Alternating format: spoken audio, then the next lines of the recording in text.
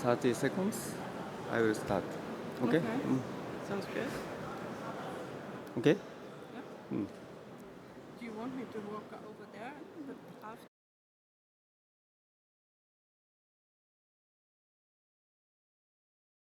Okay. Good afternoon, everyone. I'm Yoshi Kaneda from Kagawa University in Japan. It's a time to start the Highlight Talk 3 session. The knowledge of the geosphere structure and dynamics, and knowledge gained from the 20 years in the CTBT. Topics in this session is structure and dynamics of the ocean. It's my honor to introduce Dr. Anna Hanna Seigen-san at this session. She is a research leader at the Nansen Environmental and Remote Sensing Center at Bergen in Norway.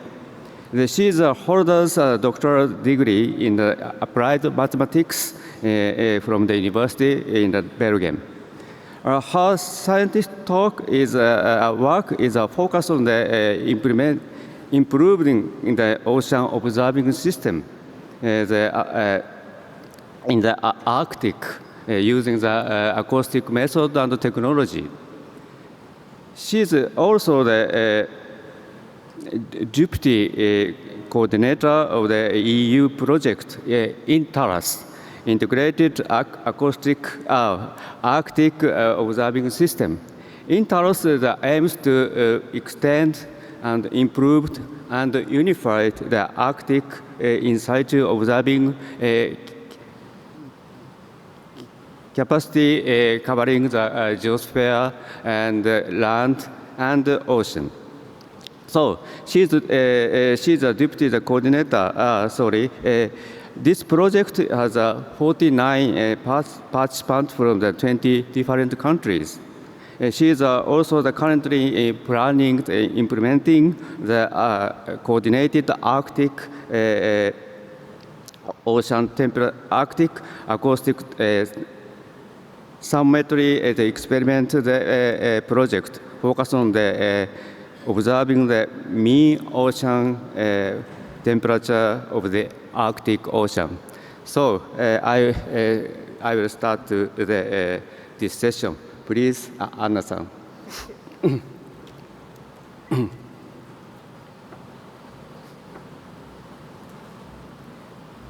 So thank you very much for inviting me to give this highlight talk within the field of ocean structure and dynamics. And I'm very much impressed by the network that CTBTO have established over the years.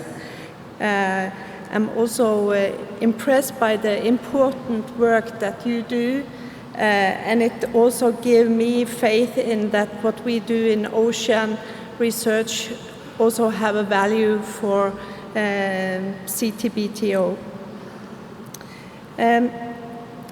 First, I will talk a little bit about the passive acoustics, which is the direct use of your network. So passive acoustics can be employed for a variety of purposes. For example, detecting undersea explosions, for example, from blasting, fishing and nuclear tests, and also detecting and quantifying the tsunamis, and to understand the properties of the undersea earthquakes and volcanoes. And you can track either it's fish or other moving objects in the ocean that make sounds. You can assess also the assess and monitor impacts of the ocean warming and acidification on the marine ecosystem and biodiversity by see how the fish and the marine mammals are migrating and changing behavior. You can measure the rainfall and also the wind, and you can also look at the sea ice that produce sound at the high latitudes. And of course, it is important to monitor the impact of the human activities in and just outside protected ocean areas. So lately, the ocean sound has been approved as one of the essential ocean variables by GOOS. And this was implemented or put forward by the International Quiet Ocean Experiment, which is a working group under SCORE and also supported by the POGO. This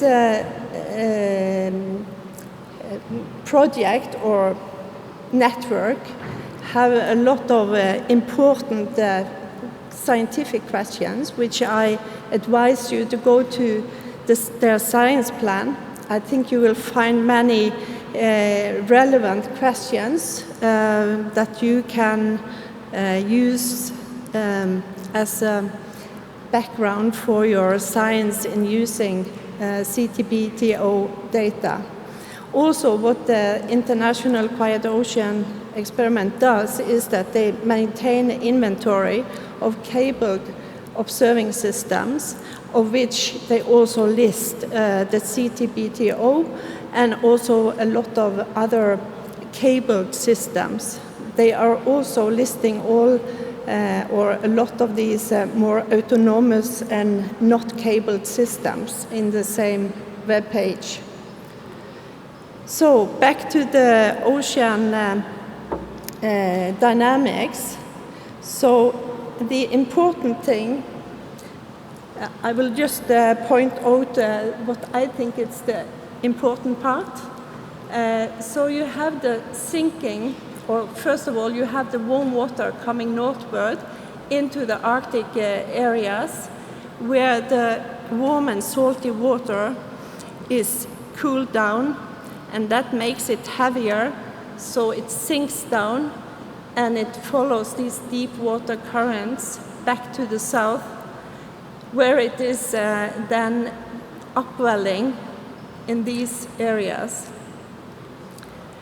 And you can see that the CTBTO are very well positioned relative to these important areas.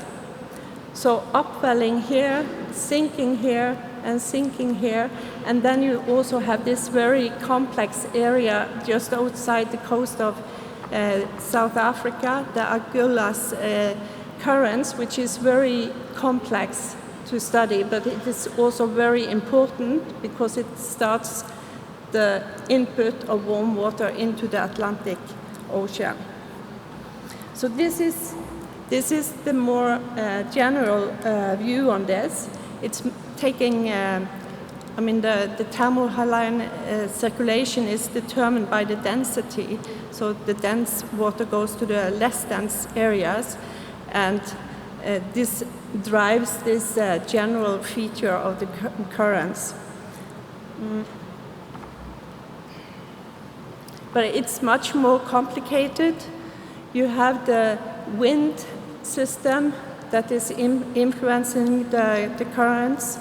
You have the more local density gradients, and you have the Coriolis effect. And one important parameter that we often refer to is the Rossby deformation radius, which is an parameter that is also reflected in the size of the ocean eddies, which can be up to 200 kilometers nearby equator, while towards the poles it goes down to a radius of 10 kilometers. And this have impact on how dense you have to have your observations. So it is important to monitor this, and along the equator you can see that you have a lot of moorings, which is reported into some network called ocean sites. And you can also see that there is some moorings up here in the in the Atlantic Ocean and up towards Greenland. And there is also some in the Fram Strait, which I will come back to. But the most important ocean observing system for oceanographers are the Argo floats. They have revolutionized the monitoring of the oceans by having almost 4,000 buoys drifting around in the ocean. The problem is that they are not touching or not getting that close as they should with respect to the Rossby radius. So they undersample the effect of the mesoscale features in the ocean. So the important part, as I said, is the transport of warm water towards the Arctic, and that is run by the thermohaline circulation. And this impacts also the structure of the ocean. So you will see that in the nearby the equator, you have a thermocline that is fairly deep, while when you go towards the Arctic or towards the southern poles or the Antarctica, this thermocline gets closer to the surface, and that will impact the sound propagation in these areas, making it quite different. And we will come back to that too.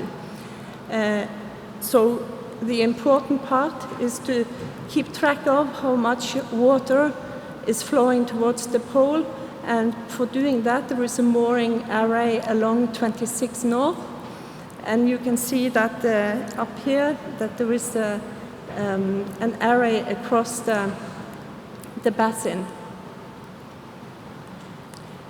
Another wild card in the system is that the Greenland ice sheet is melting and produce a lot of, or contributes with a lot of fresh water into the system.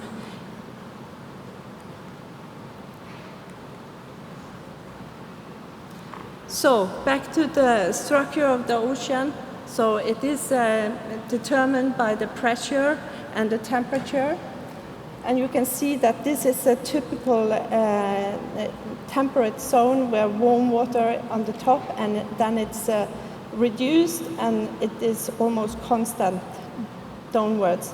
And to determine the sound propagation, you need the pressure, which create this kind of a feature, which again give you the SOFA channel, which can vary from 1,000 meter and up to 700 meters in the more temperate areas. So this makes the sound to propagate along this axis. It's refracted back and forth and prevent it to hit the bottom. And then, if you have a source and you have a receiver, it will propagate like this. And you can see that the sound is centered along this axis. And, oops, and then you get a kind of a arrival structure, which is characteristic for the sound speed profile. And by having acoustic models, you can say something about which part of the ocean that each component have traveled. And then, so the typical observations you see to the left, and it's not always easy to interpret what is what in such data set. So up in the Arctic, it's quite different. There you will have the surface duct at the surface or close to the surface, and the sound will be trapped along the axis up nearby the surface, and then you have some deeper penetrating rays propagating along the track. This upper part will, of course, then interact heavily with the sea ice and be attenuated quite rapidly if it's a high frequency and propagate all the way across the Arctic basin if it's low frequency. So Kevin Heaney have calculated the influence of sound relative to the CTBTO positions. And you can see that sound produced along the shelf of Antarctica will be present in the recordings at these locations. And you can see that it's less likely that the sound produced in Greenland or along the coast of Greenland will come in. So if you look here, this is the background for the paper, also by Wolfe et al., which was mentioned earlier. She had been doing passive acoustic thermometry using a distributed source along the coast of Antarctica, but also in the Arctic. And she managed to monitor the ocean temperature by the blue line. And you can see that it fits fairly well with the mean average temperature produced by the algal floats. And I really recommend to go back and look at this paper. It's a very nice work she had done. What I do is that I don't use the passive acoustics. I use acoustic sources so that I know exactly where they are and when they transmit. And this work that I show here is the famous RTOC experiment, which was back in the 90s and beginning of the 2000s, or all the way to the middle of the 2000s. And you can see here the derived ocean temperature along here, and you can see the travel times, and you can see that they fluctuate a lot. And it is also compared, or it is the same data, the blue line is the same on all the graphs, and it is compared to different model systems. So you can see that some models are better than the others. And this is a relatively old work, and climate models and ocean models have improved quite a lot. So I hope that it can be redone again to check the validity of the ocean models using these data. This is a more recent experiment from the Philippine Sea. This is carried out by the Scripps Institution of Oceanography back in 2010 to 2011. This is a very, very nice example of how acoustics can be used and where it is also very much predictable. So here they have used the MIT GCM model as the inner model, and then an echo model on the a HICOM model on the outside, feeding in boundary conditions, and use the input from the ocean model into acoustic propagation model. And what you see here is the dots are the observed, and the lines in different colors are predicted arrivals. So you can see how well they fit. And this plot here is this line, and you can see that this other line, which is the yellow one here, it's the same. You can predict the arrivals very well, and the same on the third one. But this is because the oceanography in this area favors clear distinction between the arrivals. If you go to other regions, like like in the Fram Strait where I've been over the last 10 years, it's not so easy. This is because you have a lot of action, dynamic action, small-scale variability, and the structure is much more complicated.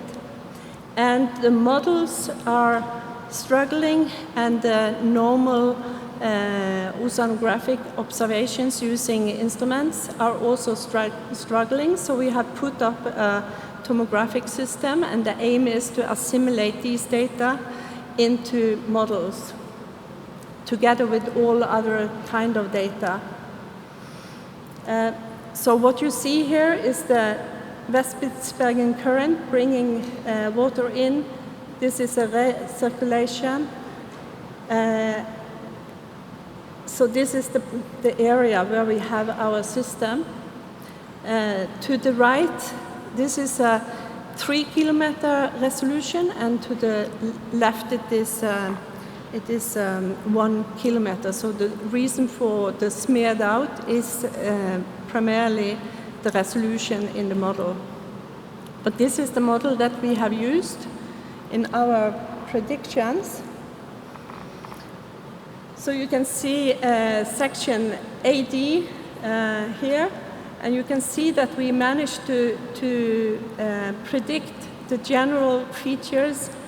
This is the waterborne part of the signal, and this is reflections. So it is possible to use the models to predict, but it is also hard to identify which part or which rays comes through which part of the water masses. So that has been kind of a work that we have been doing. However, we have managed to invert the signals to mean temperatures, and those have been compared to ocean models. And you can see in the upper one, this line is a low resolution model. Then we increase, and we get much closer to the observations, which are the dots. And then you have the cyanide line, which comes much closer on the section here on the western side. And then again, we have this deviation again between the predictions and the model. And the thing is that the models model the heat coming in too much or too warm. What we are doing now is to go into the Arctic. So instead of measuring the incoming water masses, we go into the Arctic to actually measure what is in there. Because the current observations are few, it is only the blue ones which measure the ocean temperature under the ice. And this means that the European side of the Arctic is totally without any ITPs for the time being. So we also, this is the fixed moorings, most of them. But this is accumulated over quite a few years, so it's not so that we have so many moorings at the time being, but it is an overview, and it shows that it's almost empty in the inner or the central part of the Arctic. So what we do now this summer is to put out 6 or 7 moorings across the Arctic, in collaboration with the US and Canada. Those moorings are equipped with sources here and there, and then each of the moorings have receivers or vertical receivers. This system is set up in this way so that we can monitor different areas in the Arctic from itself, but also to compare with with the experiment carried out in 94 and 99, which showed an increase of temperature over these years from being 0.4 degrees above the climatology to be 0.5 more in 99. So what has happened since this last measurement is what we would like to find out. Has the Arctic warmed up even more? And can we say something if it is the upper or lower levels that have warmed up? And finally, so we look at this system also as a pilot for a future GPS system covering the Arctic with a limited number of sources and receivers. And that will be a multi-purpose system, so we can do GPS, but we can also do passive listening, and we can also do ocean temperature along the fixed sections. So, sum up, CTBTO acoustics and ocean observing. So CTBTO is a contributor to the ocean, to monitoring the ocean sound, which is an essential ocean variable. Also, acoustic thermometry using the CTBTO has been demonstrated and provides mean ocean temperature in the deep ocean, the deep sulfur channel. And this is also an essential ocean variable. And acoustic thermometry experiments using fixed sources and receivers have been implemented in different regions. And I think that you have seen that the acoustic propagation varies with time and from region to region, as well as within the regions itself, according to the ocean stratification. And I think that I also demonstrated that the 4D oceanographic fields can be used to predict the acoustic propagation with reasonable accuracy.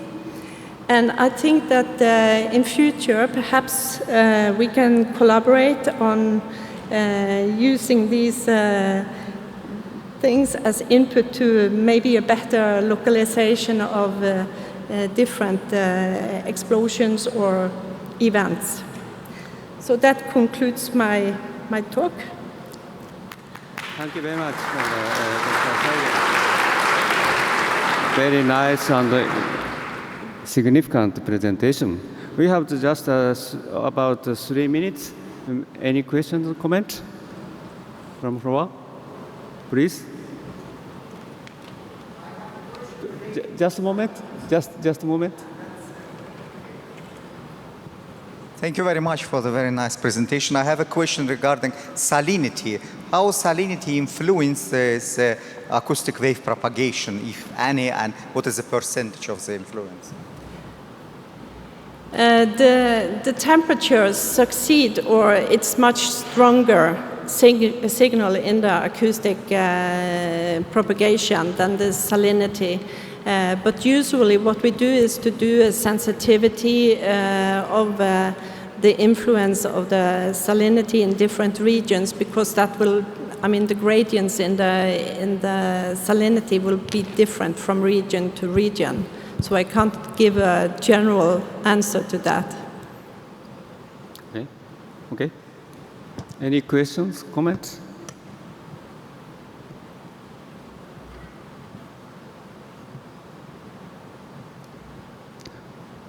Okay, so I have one question. In this SnT, we know that some scientific panel about the AI, artificial intelligence. How to use the AI method to your research? AI, artificial intelligence. AI. AI? Okay. Sorry. Artificial intelligence. I haven't been thinking about that. Okay, another question. How to apply to the data assimilation? Oh, Yes. yeah.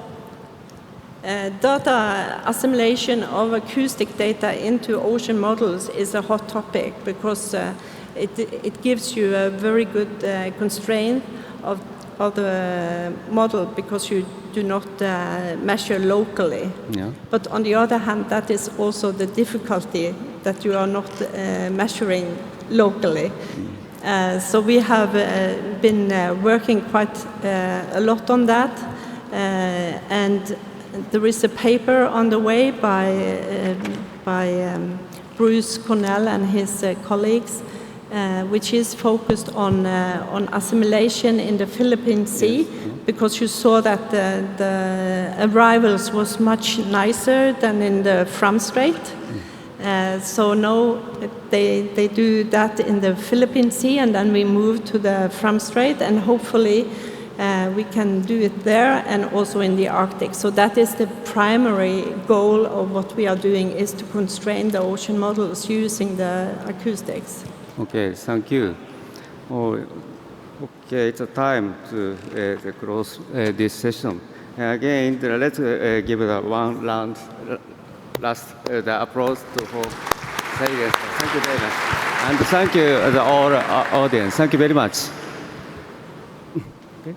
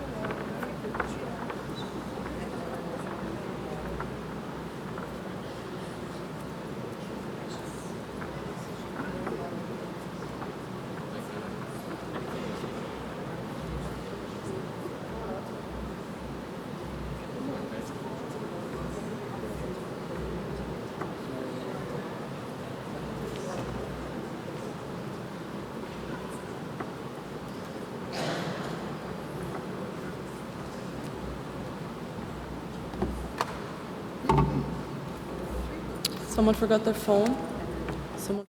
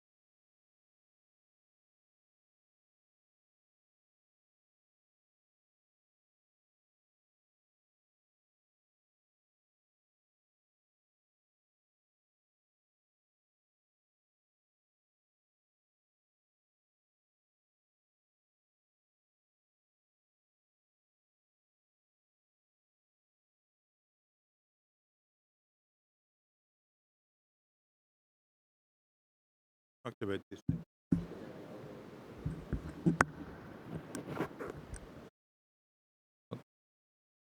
How do you activate? Oh, It's on. right, okay. Go. Good afternoon, everybody. Welcome to this session, Threats of Tomorrow, the use of AI and machine learning in predicting and responding to malware. I am Tryggvi Edvald from the CTBTO. My first job here is to introduce the moderator of this session, Ms. Catherine Gagnon. Catherine has been sitting here. Catherine has been working in cybersecurity for over 22 years and joined the World Food Programme late last year to be their Chief Information Technology Officer, supporting global operations for over 17,000 employees who work to serve nearly 100 million beneficiaries. Prior to working at WFP, she spent time at UNICC in Geneva to construct the first UN-wide cybersecurity offering called Common Secure, along with 8.5 years at the World Bank in Washington, where she ran the endpoint security engineering and the cyber threat intelligence programs. So please welcome Ms. Gagnon to this podium here. Oh, don't clap. Don't clap. Sorry. So I'm here to chair a roundtable discussion on how artificial intelligence and machine learning help in malware analysis, detection, prevention, incident response, that kind of activity. We have Tryggvi Edvald from CTBTO. He's been developing software in the United Nations system for nearly 3 decades and is currently acting as the CTO for CTBTO. CTBTO is a small organization, but very dependent on information and communication technologies to carry out its mandate, which makes cybersecurity very important for its work.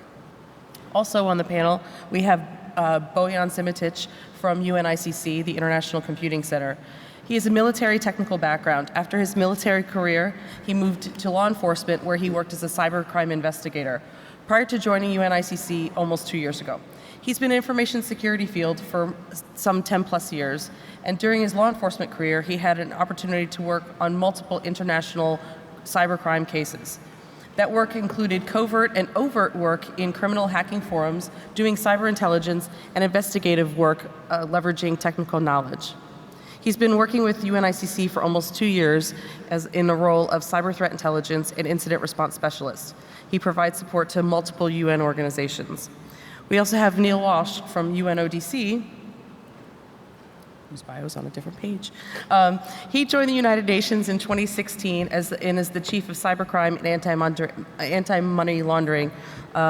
With staff in 6 continents, Neil leads the UN Office of Drugs and Crime strategic response to cybercrime, money laundering, and terrorist financing by delivering capacity building in more than 50 countries, aiding member state diplomacy and advising UN senior leadership, including the Secretary General, the General Assembly, and the Security Council, on related matters. Prior to joining UNODC, Neil served for over 15 years with the UK National Crime Agency, countering international serious organized crime and terrorism, including long-term postings in Europol, HQ, The Hague, and in Malta. Neil's broad work experience includes senior-level policy making and extensive covert operations with partners around the world combating cybercrime, terrorism, money laundering, online child sexual exploitation, drug trafficking, human trafficking, and weapons proliferation. He's from Ireland, holds a Bachelor of Science in Psychology and Criminology, and a Master's of Science in Criminal Investigation. Finally, as a specialist on our team, we have Lisa Carson, who's going to give us a brief presentation. But first, to tell you about Lisa, she leads the Community Safety Branch in Geoscience Australia, an integrated, highly experienced and professional science team delivering fundamental data and information essential for fundamental data and information essential for decision makers to understand the consequences of hazard events and build resilient communities. The Community Safety Branch is the authoritative source of hazard, risk, and impact data and information supporting the Australian government's agenda of disaster risk management and community resilience. LISA has responsibility of the National Earthquake Alert Center, which provides 24/7 monitoring, analysis, and notification, along with advice on earthquake and explosive events of national and international significance. LISA represented the Australian government as a technical advisor on the United Nations Expert Working Group on Disaster Risk Reduction to develop indicators to measure global progress in the implementation of the SnT framework for disaster risk reduction from 2015 to 2030. LISA has extensive leadership and earth science experience gained over more than 20 years in Australian governments and in the private sector, working with both national and international stakeholders, a Master's of Science, a Diploma of Management, and postgraduate diploma in Natural Resources and Economics. Lisa, if you can give us your presentation, thank you.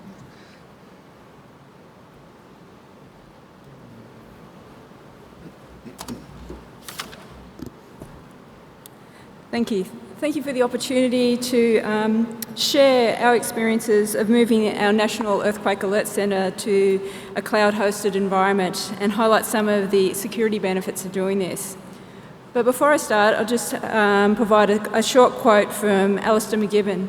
Alistair McGibbon was the Special Advisor to Cybersecurity for Australian Government's Department for Cybersecurity for the Department of Prime Minister and Cabinet. And he recently was the head of the Australian Cyber Security Centre. His quote is, "Innovation and the cloud help form the basis upon which we make Australian government more secure." So why the cloud?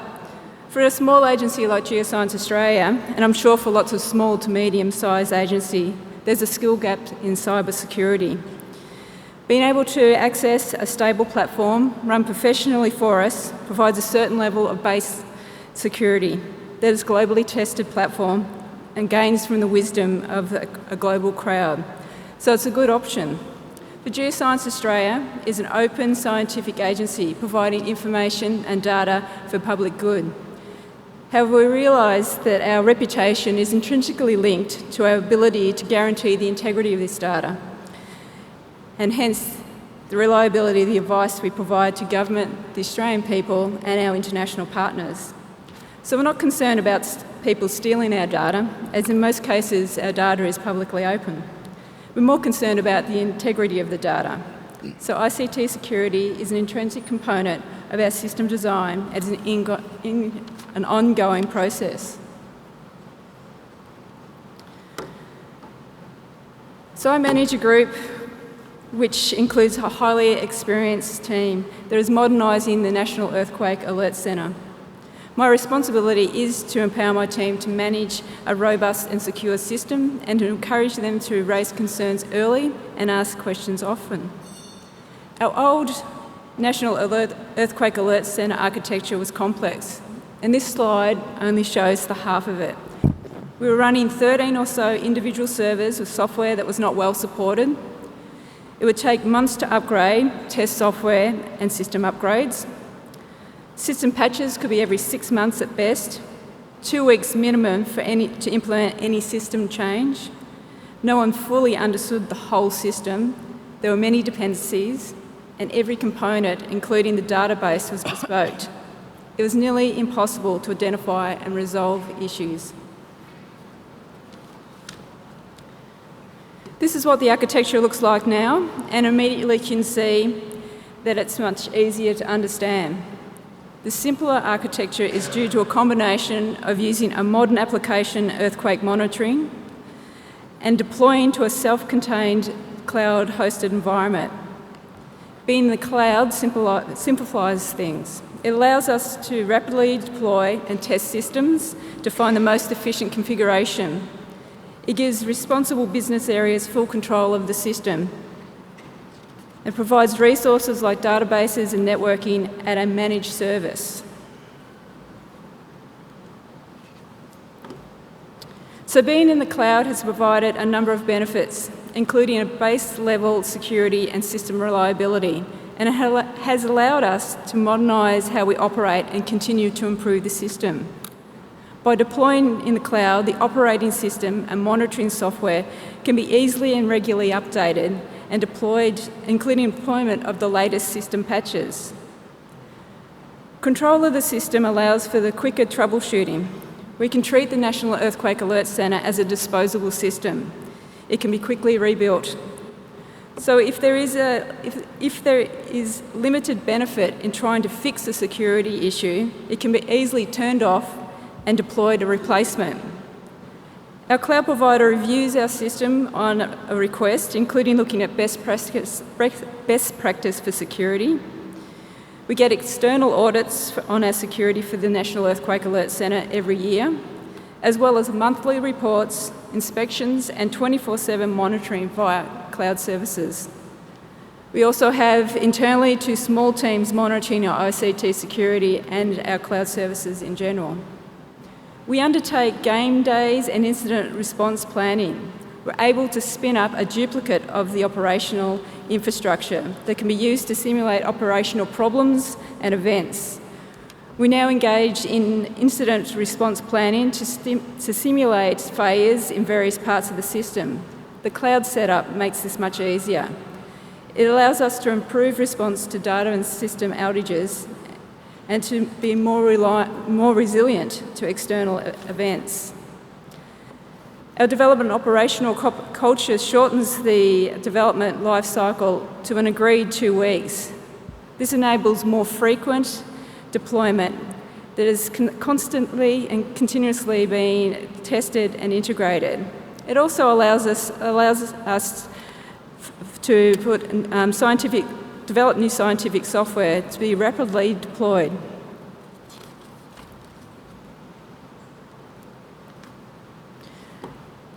So a cloud provider has hundreds of people dedicated to working on security, more than a small agency like Geoscience Australia can afford. This ensures that the base cloud infrastructure and services are secure.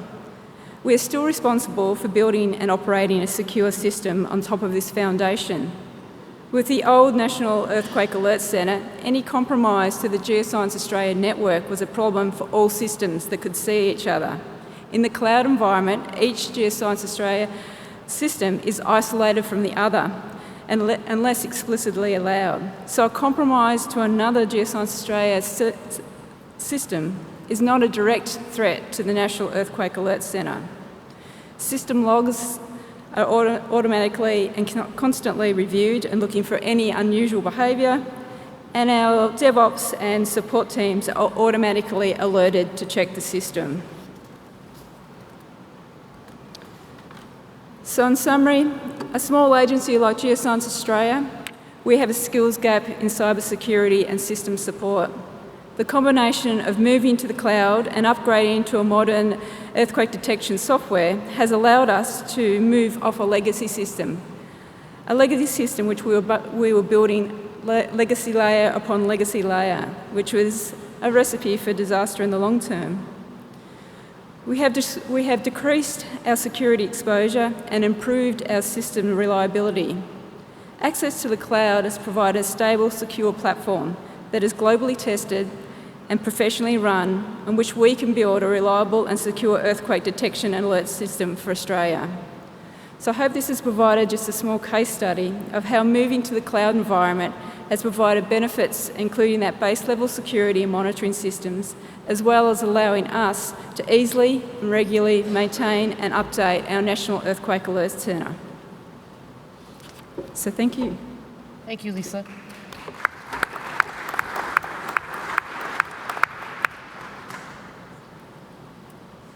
So at the conclusion of this, we'll be taking questions from the audience. So at any point, if you'd like to use your app to contribute questions to the discussion, either direct questions or contribute questions to the discussion, please feel free.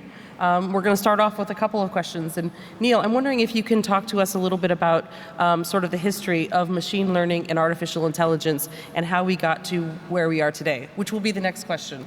But I want to, so that the audience can understand where we were, say, 10 or 15, 20 years ago in using or lack of use for machine learning and artificial intelligence. Thanks, Catherine. Good afternoon, everybody. I'm going to put this in the context of criminals and how cyber criminals and dedicated organized crime groups operate. And Bojan, jump in as well if you think if I'm wrong in this or I'm saying something you don't agree with. But if I turn the clock back even 5-7 years ago, things were much less automated than where they are today, and the ability to hire and use specialized technical skill set as a criminal against organizations like ours, or against individuals, or against things like AWS, like Lisa's talking about, was much less easy than what it's become now. And a lot of the threats that we see, certainly from within the UN Office on Drugs and Crime, and broadly across the law enforcement and military and intelligence colleagues that we work with, we now see the ability for any criminal group, if they want to get a cyber capability, a dedicated malware production or implementation capability, it's really easy. It used to be that you needed that skill set yourself. You needed technical specialists to design it and build it, whereas now you go onto a darknet market on the encrypted part of the internet, and you can pay someone to do it for you. You don't need to develop the skill set yourself. Somebody will do it for you for a couple of $100, a couple of thousand, depending on who you want to hit and the impact that you want to have. So I think the whole threat landscape has changed remarkably, and the lack of requiring technical expertise has grown remarkably with it. Trygve, do you have anything to add to that? No, except that this is a very scary prospect. This is a very scary prospect. It is a very scary prospect. Yes. What happens if we go perhaps to what's happening now? I mean, we have gone from simple systems in the CTBTO and probably most of the organizations, we've gone from simple system based on virus protection, for instance, which is signature-based. We recognize viruses by a kind of hash of the virus contents, or we have been whitelisting and blacklisting email addresses and origins, sources of traffic. This is clearly not sufficient anymore.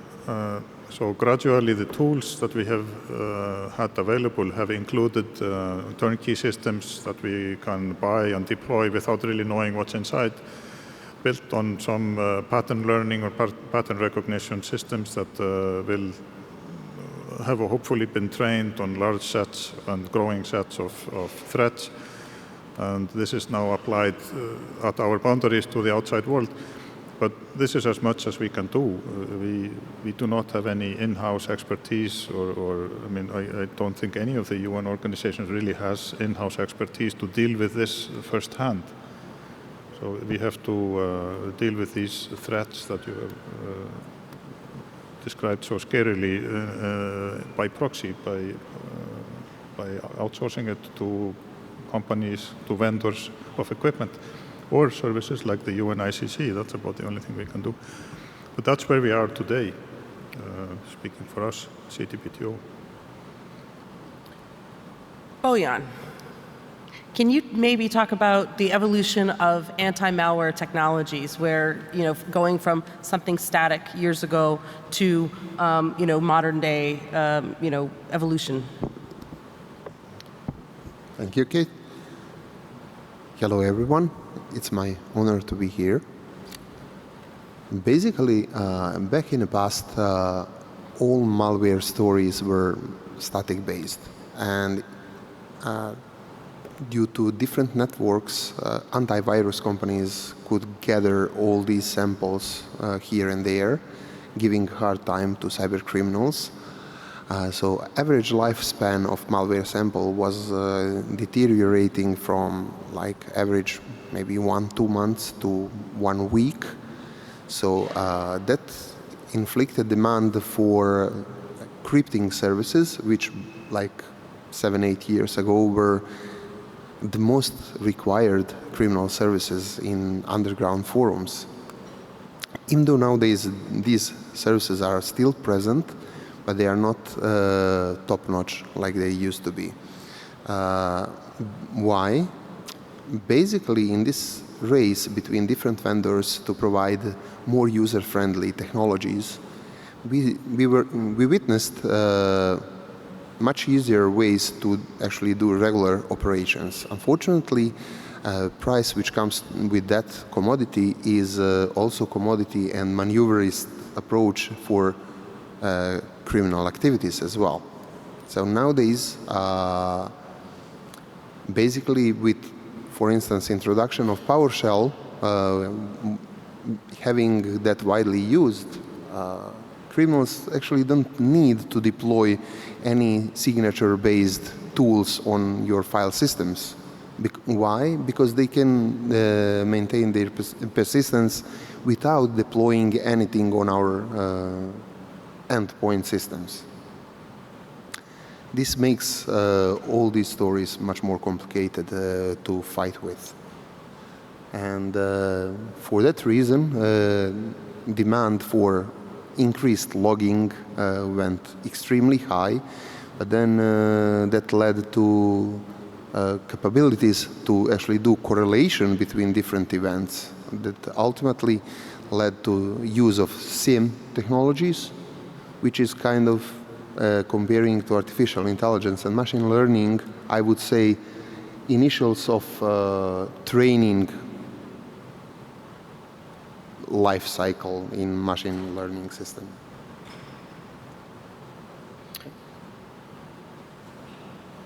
Should be.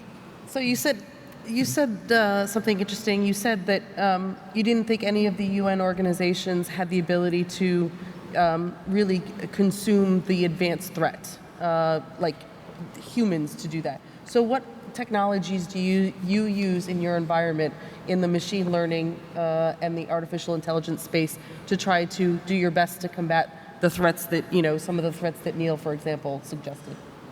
Yeah, what I meant was I don't think we have any in-house capabilities to directly code or program to deal with these things. I mean, even though we have started using AI and machine learning techniques in our work, our verification work, for instance, we don't apply this to threats from the outside.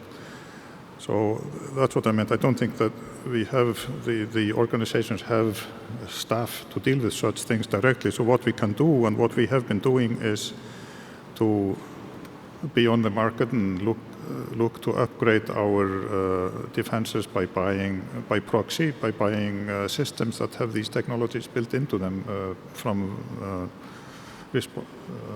reputable companies, and hope that the technologies are both updated regularly and upgraded and are strong enough to deal with this, because we certainly cannot do this ourselves. Oh, Jan. I'm sorry, Neil. I'm not missing you, but but these comments made me, you're talking about, I know you work for ICC, so what economies of scale can be leveraged to combat this problem of that one organization cannot do it on their own, so to combat these malware threats? Definitely shared platforms or services can help with this issue. But it's still, by default, having shared services in place doesn't mean that you solved all of your issues. Lisa, for instance, she mentioned that being in a cloud simplifies things. But the question is, does it simplify security? Because security is as weak as your weakest chain. So it's same with shared services to do economies of scale. We can outsource solution to a problem, but we cannot actually delegate everything. So we still need to have in-house capacities which will do liaison between service provider or shared services provider and internal businesses. Okay. Neil, your turn now. What does UNODC use on, we talked about what CTBTO uses. Do you leverage any technologies today? And what might you be looking forward in the next 3 to 5 years? Sure. So my bit of the business isn't protecting our internal infrastructure, but Well, it should be. it should be. If you want to grow the business. Security is everybody's responsibility. Yeah, but thankfully, security of our own infrastructure is not my bit. Okay. But what we do, and where I really see growth for us in this area, is a lot of my staff have a policing and a law enforcement background. And our role is to work with member states around the world to help their cops, their prosecutors, their judges to understand cyber-based threat and counter cyber-based risk. And some of my staff right now are using artificial intelligence and working with universities in a number of bits of the world to give the ability to countries to identify child abuse material on peer-to-peer or hidden networks on the internet. And that is a significant high-risk area for us. And to give you a scale or a sense of scale of the threat, we and the law enforcement partners that we support work against child abusers who actively try and identify or try to get victims who are pre-verbal infants. So we're dealing with people who will sexually abuse and torture pre-verbal infants and children below the ages of 6 months old. And there is no average sex offender or pedophile in that description, but we are seeing a significant growth in the amount of data held by offenders, and I mean the size of data. We had a case that we were supporting recently where one offender had 300 terabytes of child abuse material, which is an incredibly large amount of data for one individual to have. So by using AI and by using machine learning-based technology, we can help governments, we can help telecommunication providers, we can help those who host infrastructure within our own businesses to try and counter the use of our own technology by offenders like this. There are actually a large number of child sex offenders will use their businesses to access child abuse material. And they will do it at a time of day when most of us aren't working. They'll go into an office at 8 o'clock on a Sunday night. They'll get access to cloud-based technology. They will try and obfuscate their origins to try and minimize their risk of detection, which makes the job of you good people much, much harder. But what we're trying to do is to try and bring this technological capability to those in the most developing, economically developing parts of the world to try and minimize this threat. But I recognize the threat sits amongst all of us and sits amongst all of our data. Well, thanks for that. Happy days. Yeah, okay. To anybody on the panel, actually, and actually I think it would be good to hear from all of you, how can you tangibly show the benefits of machine learning, artificial intelligence, and new technologies in general to combat malware and to combat malfeasance, in your case, to somebody, to management who might not understand security? This is a recurring problem, not just, in my opinion, not just,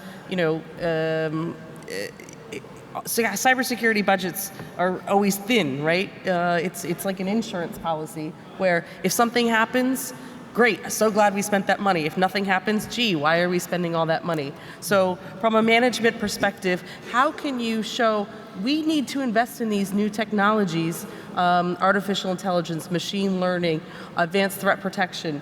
How can you convince management that this is a worthy investment? Well, speaking only for the CTBTO, of course, we are blessed with management that actually understands these issues. And I'm not only saying that because they might be here in the audience, but this is a very highly technical organization, and our governing bodies are scientists to a large degree, and they understand this. So it's very easy to convince people that, or to discuss with people that we need this. 1 or 2 successful cases of blocking an attack would suffice. I mean, I think that's the easiest bit. Implementing it is hard, but this is not, convincing management is not the problem. Not in our case. I need your job. What about you guys? From a manager's perspective, it is a challenge, and I think it has to be wrapped up into also the other benefits in which it provides us, and I guess that's the example of the cloud example. It's also a cost saving for us going into the cloud, in which that possibly that money that would be otherwise spent on capital expenditure can be put into cybersecurity. So it's that kind of benefit of analysis of how much it's going to cost us, but then putting it into the operational budget to actually help in that space. But it certainly needs the management support to get it through. I'm going to come back to that in a second. I want to hear from these guys first. Go ahead. To explain this, actually not to explain, but to give my personal opinion on this, I have to go back in the past. In the past, detection of malicious behavior was signature-based. So basically, that was passive behavior and also passive but bad behavior modeling in place. With development of technologies and with increase of computing capacities,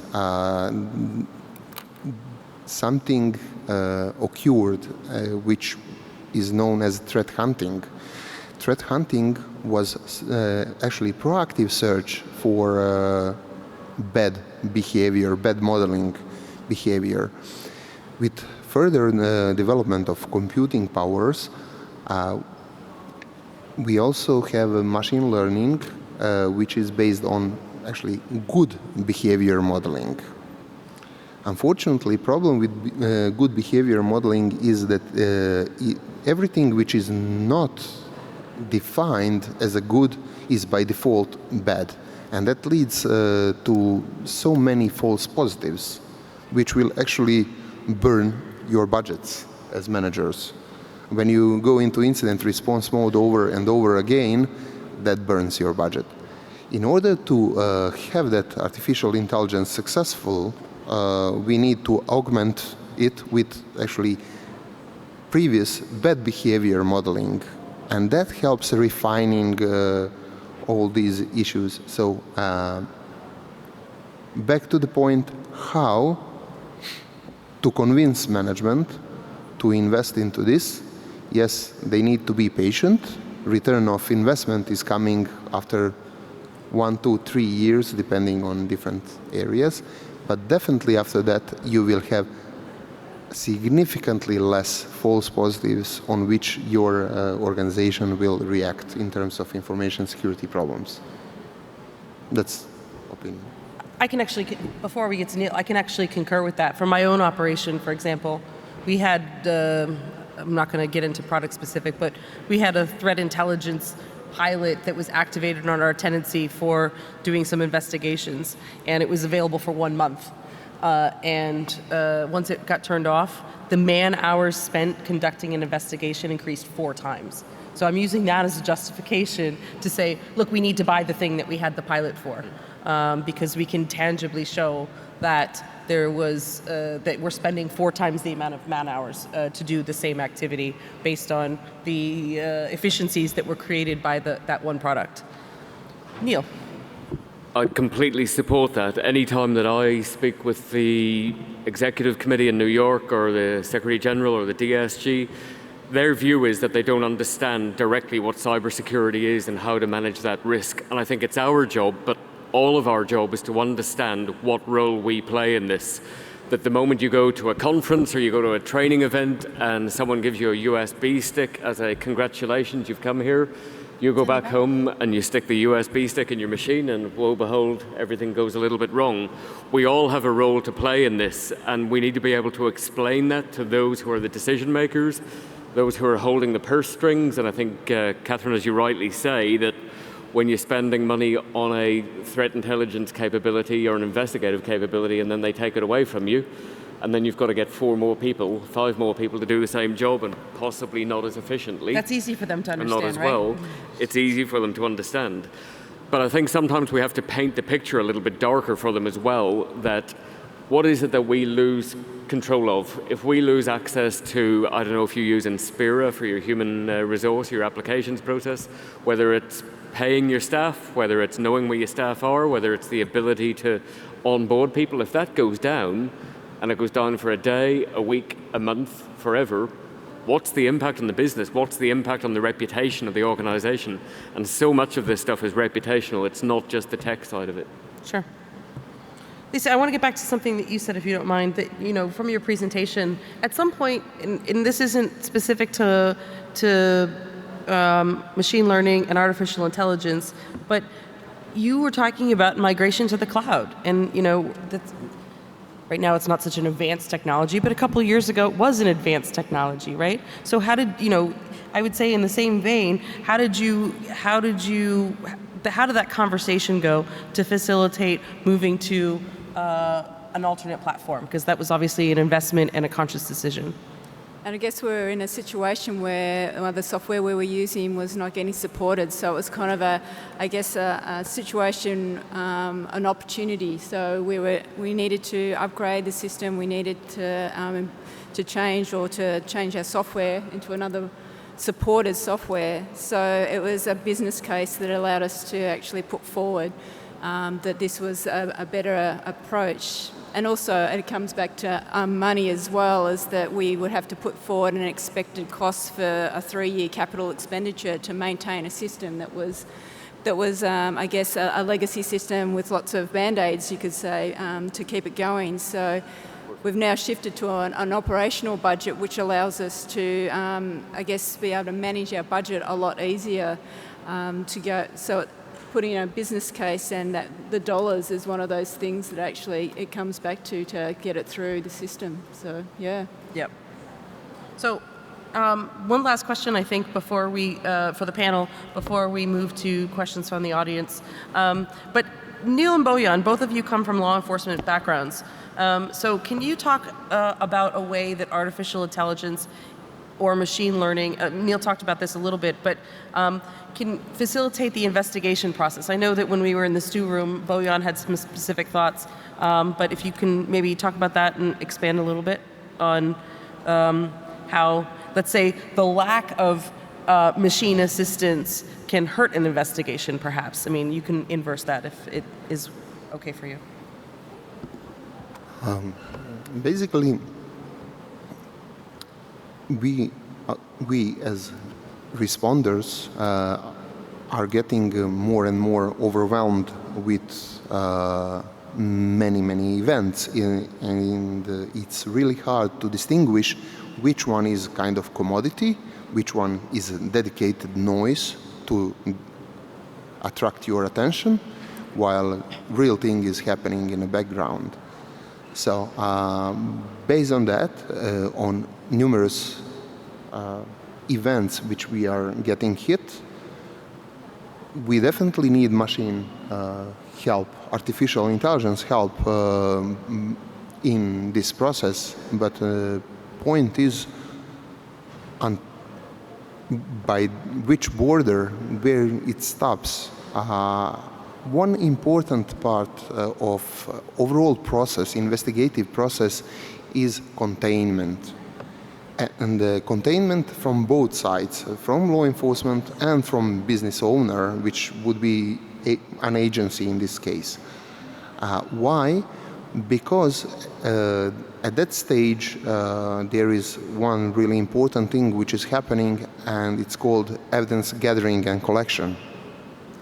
So if we miss opportunity to employ artificial intelligence or machine learning in a proper way, we actually might help adversaries, criminals, even nation-sponsored groups, by setting them free, by destroying evidence. Unfortunately, I was able to see that occurrence numerous times in my career. I don't know, what's your opinion, Neil? Yeah, I agree. The ability of criminals and targets of investigation to destroy evidence is exceptionally high. But I think the question is a bit of a double-edged sword, that AI can help us without doubt. It can help us to gather intelligence, gather evidence across a much bigger data set, much quicker. But there's a proportionality and an ethics thing that we have to consider as well. And it doesn't always come out. I've seen cases where AI-based technology has tried to define what a threat might look like or try to identify a threat. And it's trying to draw a line between, and Trygve and I were talking about this, about a false positive being identified by technology and a human being getting involved in taking a false positive and then saying this person is a criminal or is a suspect or needs to be looked at, and they may be entirely innocent. And I'll give you an example that I saw last year with technology that was being designed again on the child abuse side of business, which was basically scanning across social media for potentially naked or sexualized pictures of children. And it was identifying any piece of skin and flagging it up as being potentially a child victim or a child offender. Now the problem is, if you have any photo of any skin, of a neck, of a face, of a hand visible, this thing was setting off false positives all over the place. Now you take that to the next level.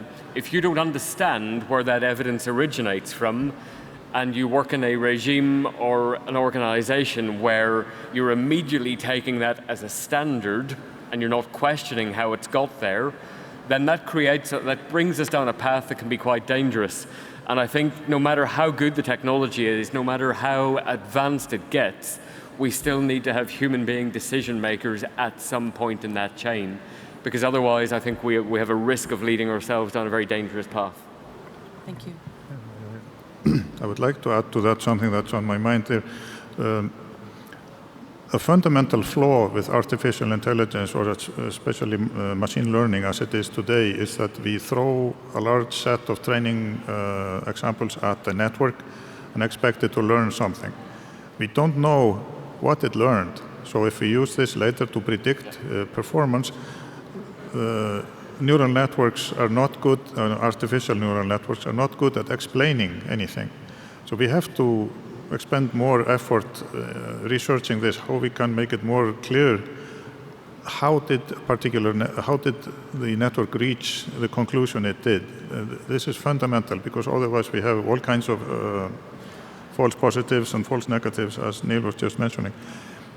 This is a problem, and computer science today doesn't have an answer to this. Not really a satisfactory answer. In our case, it doesn't really matter much if we are just talking about classifying email as phishing attacks or spam. I mean, an extra email lost because of it being classified incorrectly is not a big deal, but we might be talking about, in other contexts, the complete destruction of somebody's life for no good reason. So I know this is not the audience for it, but somebody needs to research this and come up with a solution. Right. Thank you. Thanks. Thank you all on the panel for offering your feedback. Does anybody have any questions?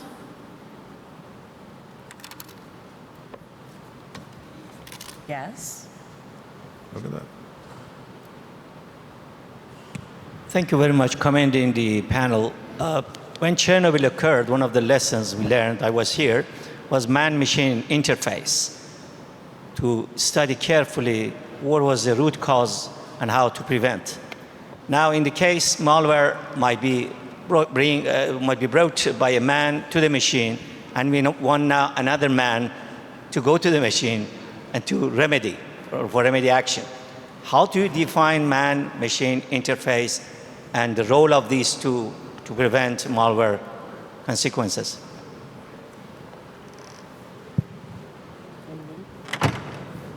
Bojan? Obviously, if I may, sorry, I'm stepping on your toes here. Humans are obviously necessary to train the networks that we are talking about. If we have a device or an appliance that can be trained, it needs training examples. It needs to have, say, emails coming in that are recognized as phishing attacks or whatnot, and that would be specified by a human. We need, the more we have, the better. We need thousands of these examples, or tens of thousands, to train a network, and then this can be applied on regular incoming mail. So obviously there, humans are needed to classify and to name the classes. But I also actually think that this goes back to economies of scale, right? You know, to that point, we use service providers Microsoft has a huge, and again, I don't want to get into vendor specific, but their analytics, or McAfee or Symantec or whoever your anti-malware solution is, and I'm not saying antivirus anymore because that would be 8 years ago, but your anti-malware prevention, that they're using economies of scale. Like, not each individual customer needs to tailor, they'll do for their individual use cases and business cases that they'll tailor the malware, the anti-malware rules. However, for the day-to-day malware, and even for some of the advanced malware, they're going to push their smartness to their solution, right? Their whatever analytics they've done, you're going to get 90% of the way with the analytics that's done by your anti-malware provider, I would say. And that's, again, another situation of using economies of scale. And of course, the system does get smarter, which is exactly what machine learning is. Like, that's the definition, but the system does get smarter. When you flag something to say, no, this was a false positive, then it remembers that for the next time, right? You still need to go, things still get infected. You still need to send somebody to go clean up the certain kinds of infections. Not all of them, but some of them. That's my thought. Bojan had something to say too. No, basically, back to your question, when it comes to man-to-machine interaction, I would say good identity access management in combination with strong authentication mechanisms, maybe blockchain technology type or something like that. But definitely, these things will be happening over and over again. But with proper use of technology, we can actually decrease dwell time, time between something actually happening and time when we are detecting that something bad had happened. Another important thing to this is maybe title of the topic is not the most suitable, but actually nowadays you have so many attacks without use of malware at all. And good identity access management with strong authentication also help fighting these as well. Yeah. Any other questions?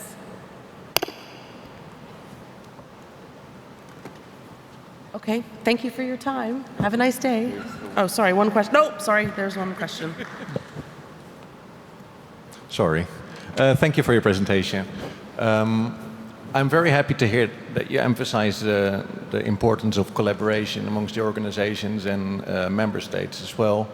Do you think there is time to let social media and open source intelligence play a role in our collaboration and our intelligence as UN organizations together?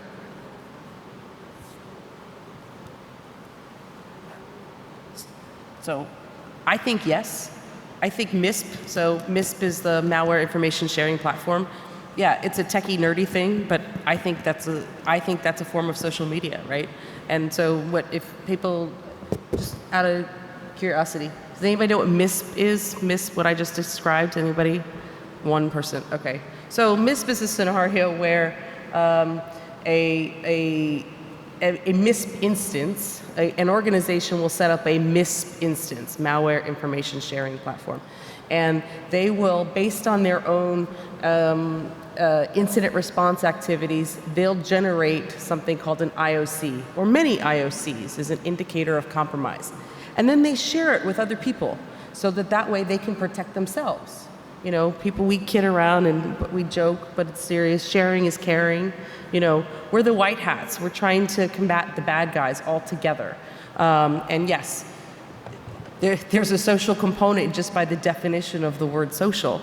But we're trying to, Common Secure is something I worked on at UNICC and Bojan took over for me. But that's to facilitate, because the UN as a whole more or less combats the same threats. Different organizations have different risk profiles, but they combat the same threats. The same bad guys are trying to break into one or any of the organizations of the UN because maybe they can get from one organization to another organization by going through the first one, right? So this is how the bad guys think. So the idea that we're sharing IOCs, the indicators of compromise, that's a good thing. But how do you do it in an efficient way? You have this MISP, you have malware information sharing platforms. And you share, so machine to machine, you can communicate. And when you get the IOCs, if I'm a recipient organization, which I happen to be, then I can take those IOCs. It might be an IP address. It might be an email sender. It might be an email server. It might be a user agent, which is what your web browser, when your web browser talks to something, it sends, hey, I'm a Chrome, I'm Safari, I'm Edge. It's not Edge. It's going to send a user agent. So there's different types of strings that could be an IOC. And what you can do is you can take those IOCs and apply it to your existing telemetry. So we talked, Bojan talked earlier about a SIM, Security Information Event Management tool. What that does is that it collects all the logs and looks at them in a holistic way across the entire organization, so that way you can understand what's going on in one place and not look at 10 different consoles, right? Because then there's no correlation and there's no thought process to it. So if you have one source of lots of aggregation of data and you would apply an IOC to it, say, gee, have I seen this before? Or apply it to the thing to say, let me know if I ever see it in the future.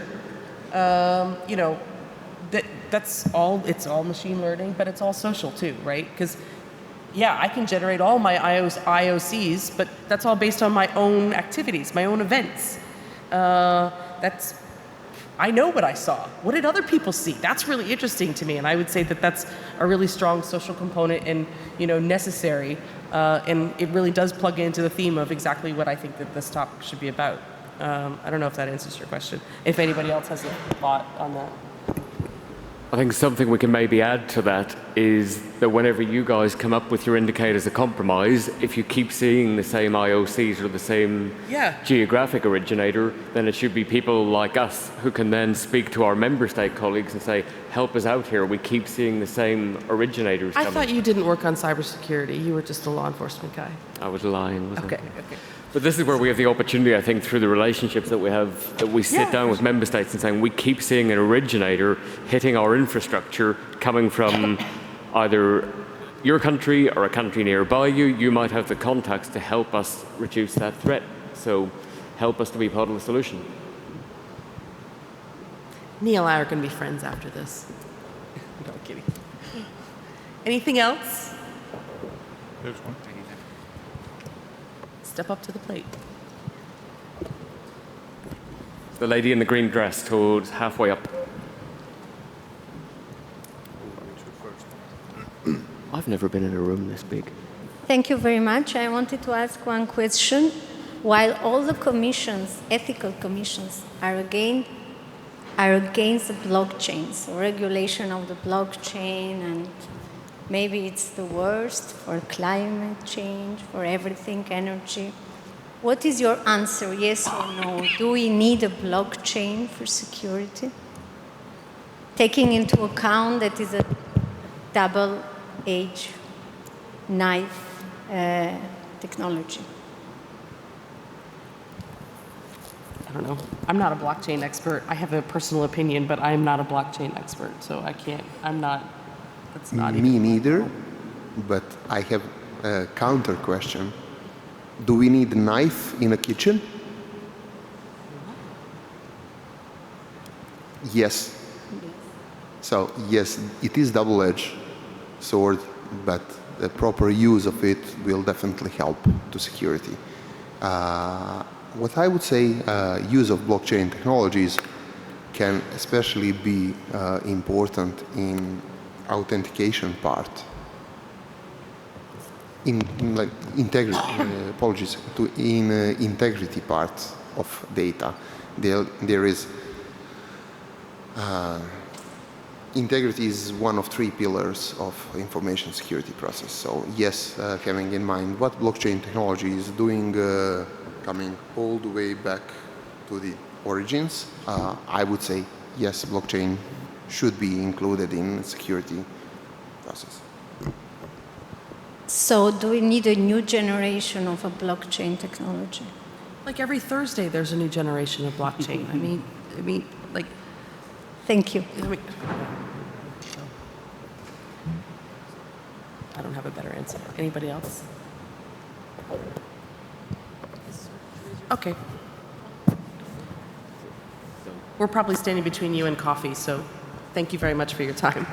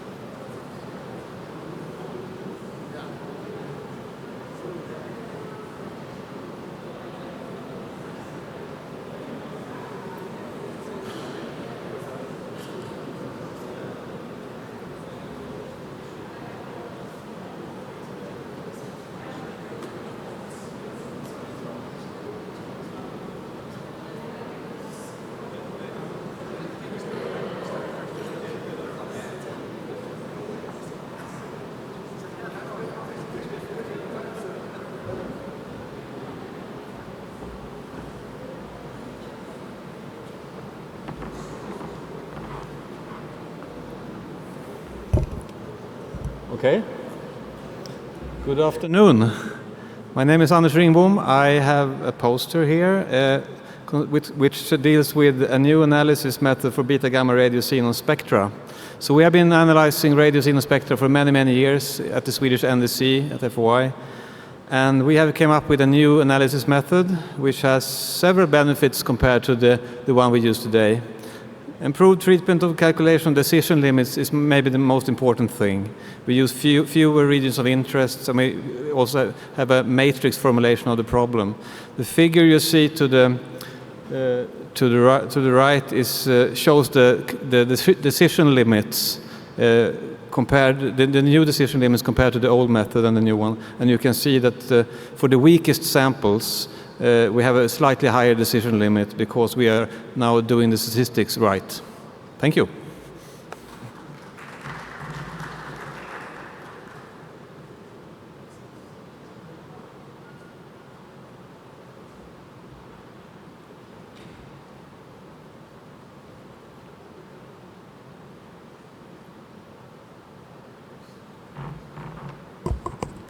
Good afternoon, everyone. My name is Phil Blom. I do infrasound research at Los Alamos National Laboratory, and I have a poster this afternoon discussing a number of signal analysis algorithms that our team at Los Alamos has been working on. We're planning to open source this tool later this year and make it available to the infrasound community. So if you're interested in talking about some of the algorithms, some of the propagation models, and some of the user interfaces we're developing, please stop by the poster and I'll be happy to discuss it with you. Thanks.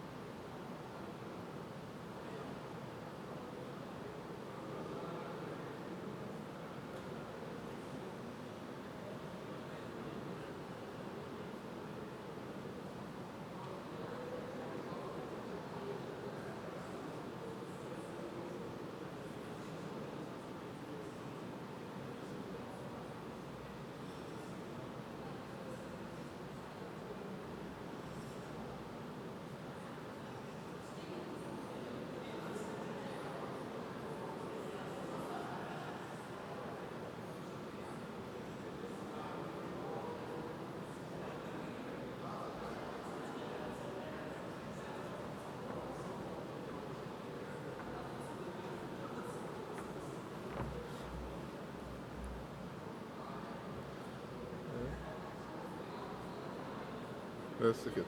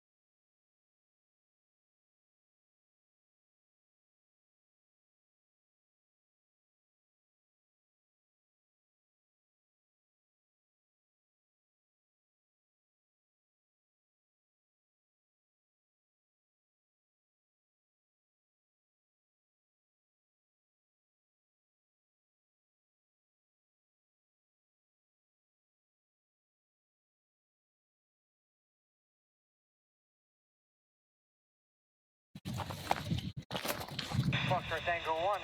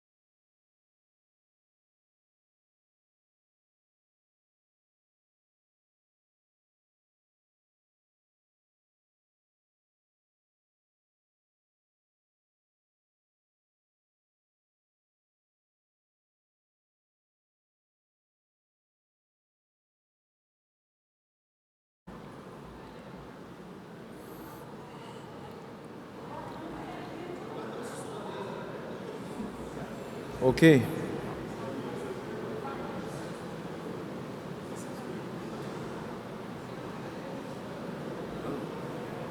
All this light.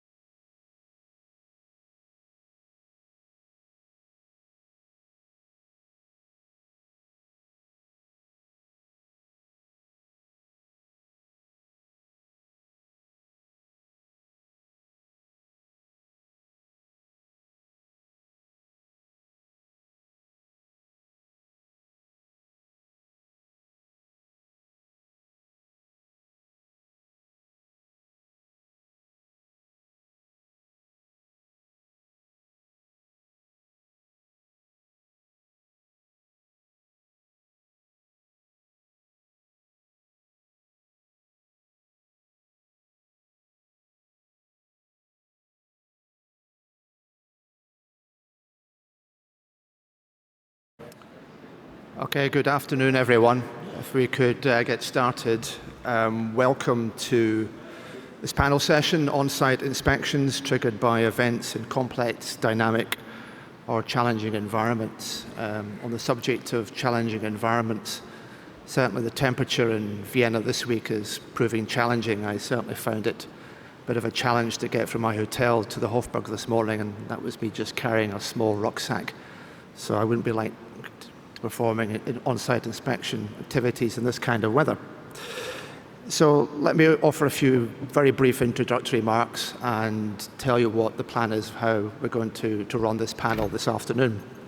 My name is John Walker. I'm head of the Arms Control and Disarmament Research Unit in the UK Foreign and Commonwealth Office in London. I've been there more years than I care to remember.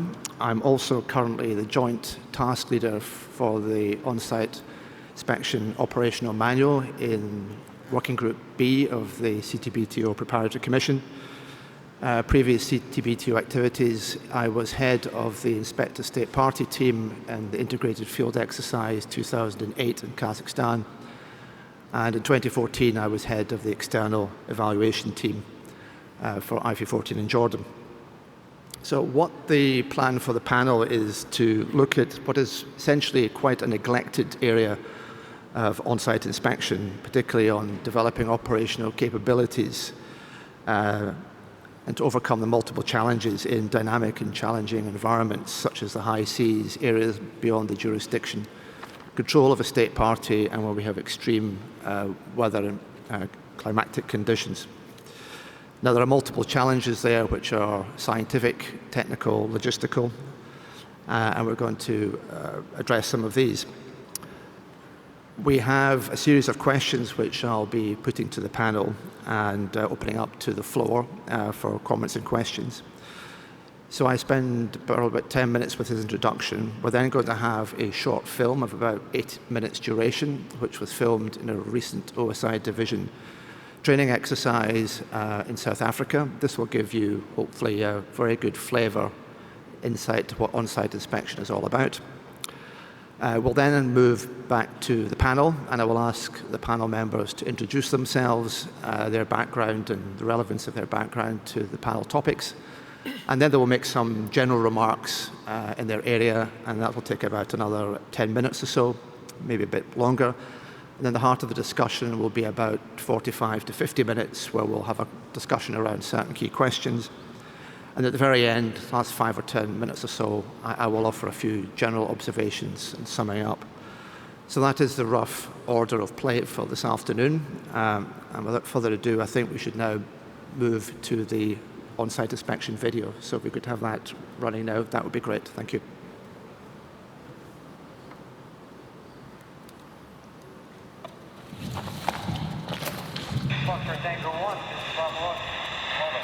Well, achieving a goal of a world free of nuclear explosions, I mean, it's absolutely something that everybody can believe in.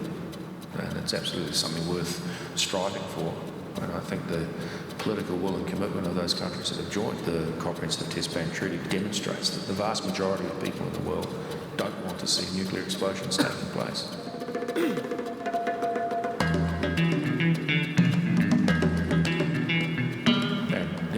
Find out if people are cheating the system is to have a mechanism whereby you can prove it.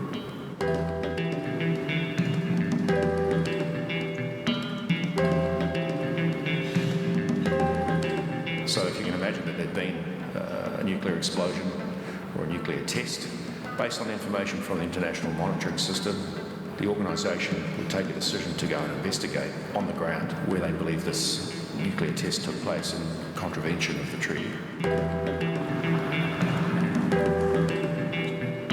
We would send a team of people there with the necessary scientific equipment and scientific know-how to gather the hard evidence to verify that there actually had been a nuclear test.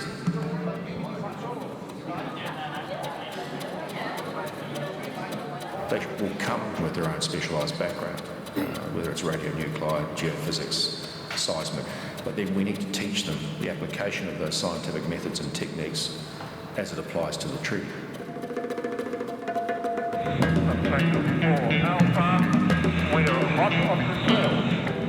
You started with gamma radiation monitoring, and what you immediately detected was elevated gamma radiation. And everything that happens to this aircraft is logged inside to see the technical situation of the aircraft.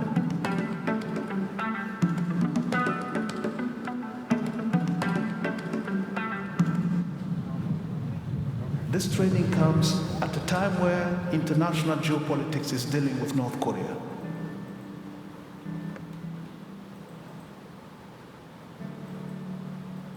The international community condemned the tests, but what do? We cannot intrude the country through an on-site inspection mechanism because we're not in force yet. But what is at the disposal of the international community? The expertise and resources that we've put together and that we're gathering here in South Africa as an example of our training cycle. This is not about the country. It's about gathering and presenting facts. We have the facts that clearly show that the test occurred, or we have facts on the ground that are inconsistent with the nuclear test. Each nation says, okay, when the call-up comes, we know that we've got 1 or 2 people in our country that will participate in this exercise, and therefore they can put a name forward. It really touches on a diverse group of people that have to gather evidence, remove their bias, remove what they believe is actually the case, and then provide a document to all the countries and say, okay, this is what's on the ground, you decide.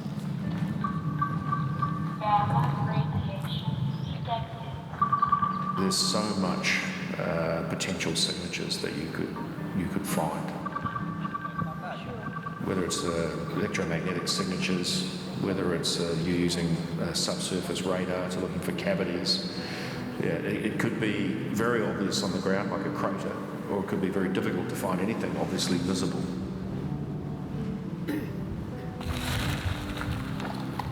And so the picture that you gather really depends on how the test was conducted, whether it was vertically placed or horizontally placed, whether it was deep underground or shallow. It's very difficult to say in a concise way what exactly you may come across. And so you've got to really stay away from speculation, anything like that, and stick to the facts and stick to the evidence. And that way you should be able to work your way through any red herrings that may somehow pop up in front of you. Who is in charge here? Who is the boss here? You? Okay, I'm talking to you. Visual observation are really key during a field mission. Did you take a picture? We were trying to have access, within that fenced area. No. We aren't allowed? In the beginning, it said, no way, you can't go in. And now imagine, we see something interesting and we want to go through. We are scientists. We were deployed to go in that area and to find the result. Time is very, very, very important. If you don't deal with the time, then we're going to go back empty-handed. And this is his objective. I don't understand why you are here. The purpose is nothing. The purpose is gossip. So you need to negotiate again with the time limit. I'll get my phone call and finish this. But once you get inside, you are on your own. While in the field, you're creative. So learning by doing is the most important part of our missions. I love it. I just love it. People are just brilliant. I think they are a work of art. And these are people that a country said, okay, these are the guys that we are putting up. And lo and behold, you find a group of people that you connect with. We just did the executive summary. That teach you different things. You can see the basic fabric of human good in each person. And I think that is, for me, quite fascinating to watch and experience,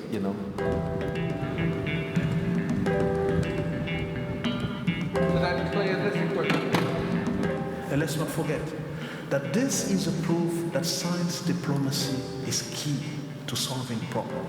We're bringing the science behind the treaty with the expertise that is needed from a diversity of people, and prove that science can drive policy and science can help make decisions. So after 20 years, we're ready. We're ready with diversity, we're ready with expertise, we're ready with resources, and then we're ready with the kind of bond that we have created among those people to be happy to work together, verifying the comprehensive test ban treaty.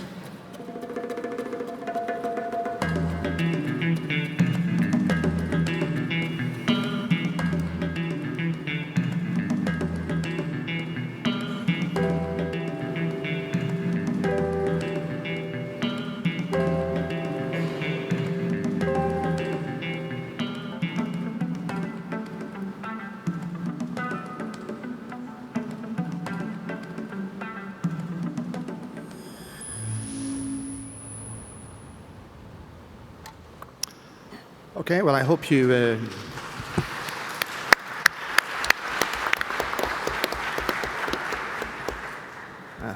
hope you enjoyed the film. You clearly did, judging by the round of applause, so the commissioning editors will no doubt be very gratified.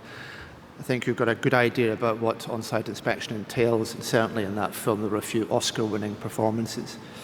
So the film's now out of the way, so hopefully that will help set the scene a little bit. And I'll turn to the panel for their introductions and opening remarks. And I'm going to turn first of all to Xiao Dong at the end of the panel from the PTS, and he will say in his opening remarks a little more about the treaty requirements for on-site inspection. Xiao Dong. Yep. Hi, good afternoon. It's a pleasure to be here. My name is Xiaodong Yang. I'm the legal advisor of the CTBTO. Before joining the CTBTO, I was an academic.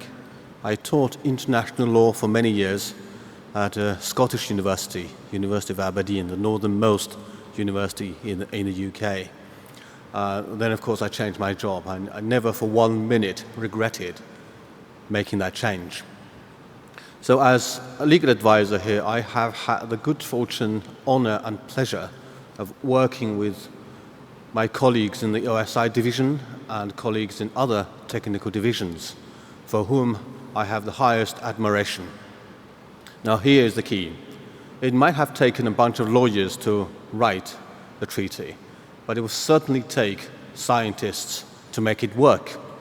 Scientists, seismologists, radionuclide scientists, geologists, infrasound scientists, and hydroacoustic scientists. These are the people who really make the treaty work. It can be said without exaggeration that a CTBT without science and technology and a CTBT without scientists is a CTBT without a soul. So scientists in this hall and scientists in a wider audience and those who aspire to be scientists, please accept a lawyer's admiration and appreciation for your work. So, thank you. As I said, I have worked with closely with my technical colleagues and in all aspects of on-site inspections. Just to give you 2 examples, I was a member of the inspection team during the 2014 integrated field exercise, which we call IFE 14, and I attended last year's workshop on a topic which is closely related to today's topic. So again, it's a pleasure to be here. I'll do my utmost to assist with this workshop here.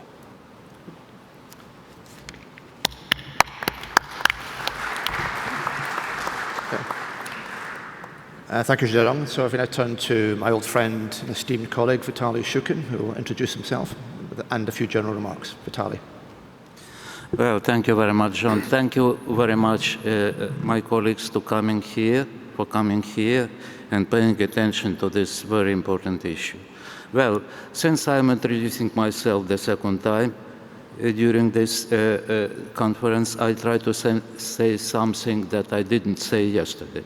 Well, I have experience of 20 years work related to nuclear weapon development and testing.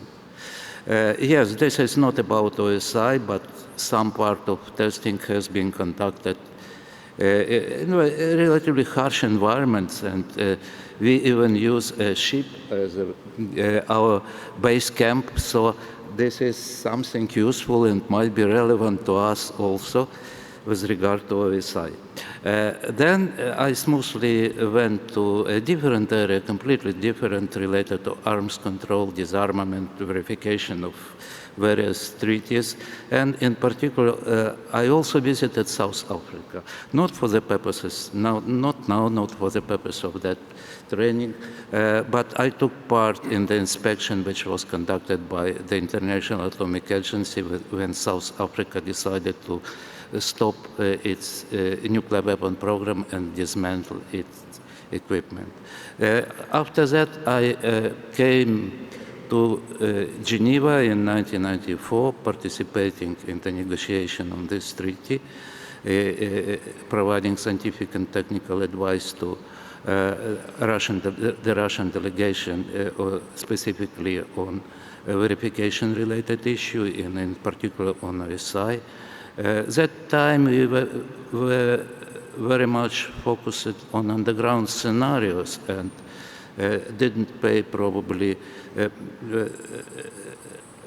necessary attention to other scenarios, including the event in high sea. So we could discover even today that there are some things that should be revisited again.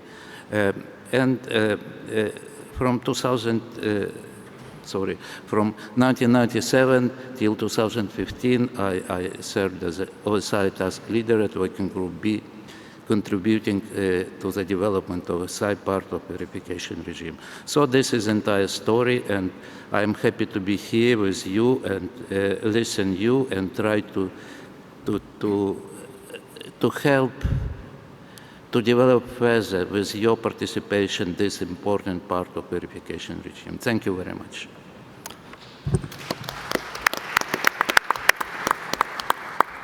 Thank you very much, Vitaly. Now if I turn to Joel Hirschifer from the National Oceanographic Centre in Southampton. Challenging environment, and as you environments, and as you undoubtedly know, the ocean can be as challenging as you want.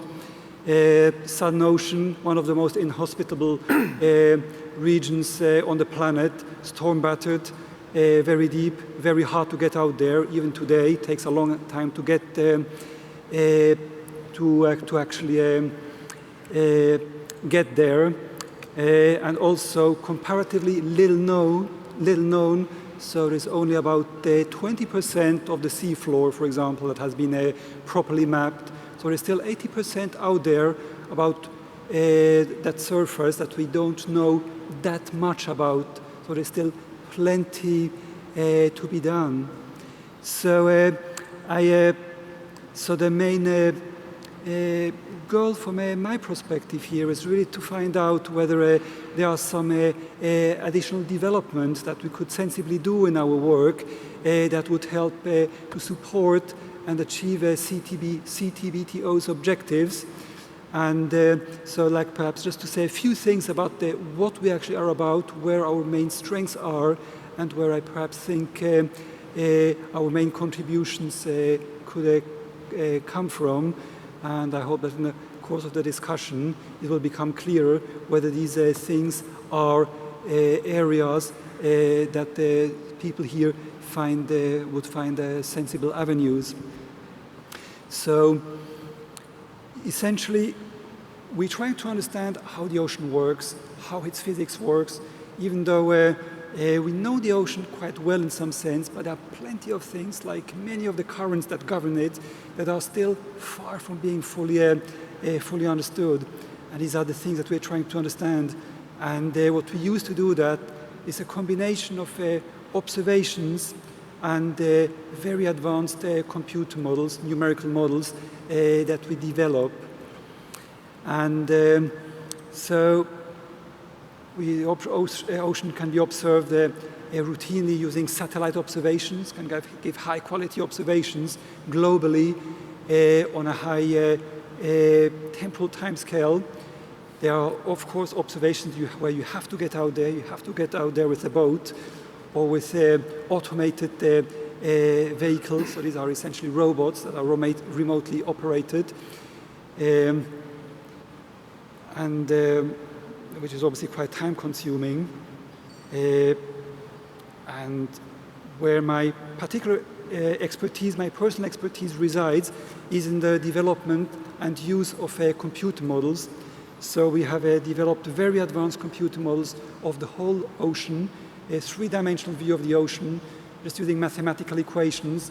You can reproduce the main currents, and there are a series of applications there that are, I would imagine, of potential relevance to what the CTBTO is about.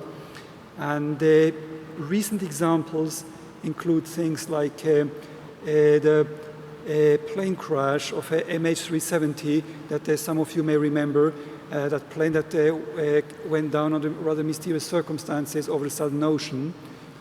And what our models then were used is to help to pinpoint where the site of the crash actually was, because that was never entirely clear, and up to this date we still haven't found the wreckage, and it's still not quite clear where the remnants, that is, and where the black boxes of these planes actually are. So they haven't yet been recovered.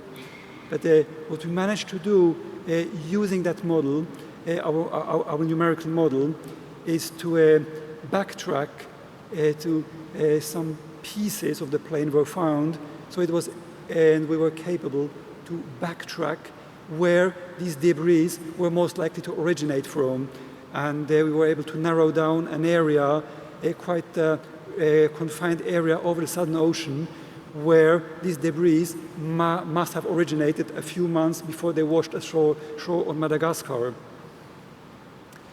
Another very recent example was following an oil tanker spill, the Sanchi oil spill that happened in East China Sea last year in 2018. And they were able to use the model to show which regions were most likely to be affected first by the spillage. And it turned out to be a very accurate forecast. So we could use the model to find out that it would take about 3 weeks for the southern tip of Japan to experience the first effect of the spill, which is exactly what happened. So it's actually quite a powerful tool, which could be further expanded within the remit of CTBTO. And so other expertise in the National Oceanography Center also resides in the biogeochemistry, which also is very important. As I said, sea floors and seagoing oceanography. I think that is probably enough for now, but I'm obviously happy to take questions about providing more details about what we could potentially do. So thank you. Thank you very much indeed, Joe. Highlighted our key point of this panel is to look at how science, technology and engineering experience in other fields and areas can help us address some of the challenges we face in on-site inspection. And on that very theme, I turn to the final panelist, Jeff Ashby, who will introduce himself and his background and its relevance to our topics this afternoon. Jeff. Thank you, John. Good afternoon and kia ora from New Zealand. I represent a smallish drilling company, but quite a unique drilling company. We're general drilling contractors. We formed in 1983. We've been around the place and we work globally. We have a range of drilling systems, from handheld right through to a full-blown, fully automated oil and gas rig. We've done a lot of work around the traps with scientific community, deep scientific drilling in Antarctica for climate change, shallow geotechnical drilling in the Niger Delta, It carries on to heli-portable shallow drilling in Iran and Turkey for oil exploration, Zagros Mountains, a lot of it heli-portable, difficult terrain, difficult access. Shallow scientific in the Arctic has been another part of our operations. A big part of our operations are working in the tropical jungles, New Guinea, mainly for oil exploration in there, but also for geotechnical work. We've done a lot of work on the small Pacific atolls, climate change research, drilling for stratigraphy. And over that period of time, we've learnt to sort of modulise a lot of our equipment and get it to a state where it can be relatively quickly and easily mobilised. An example was making a rig that would fit inside a cargon for a Boeing 737, and that meant that we could virtually get to anywhere around the world relatively quickly. We've seen the challenges of rapid response in time with Christchurch earthquakes, a construction collapse in Fiji that we've recently been involved with, the Pike River mine disaster. We were drilling there the next day after that happened. We've got a lot of experience in dealing with high latitudes, weather, difficult terrain, heli-portable, as I say. But also there is a certain aspect that has to be considered, and that's the interfacing of the science and the drilling. Sometimes the two can be sort of down disparate paths, but we've always made an effort for our drillers to understand the science and for the scientists to understand the drillers.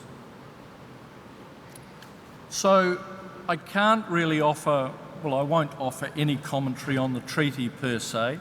I don't know that much about it. But I can offer commentary on the logistics, the rapid response, and the problems involved with drilling in some of these, maybe for radionuclides and stuff like that.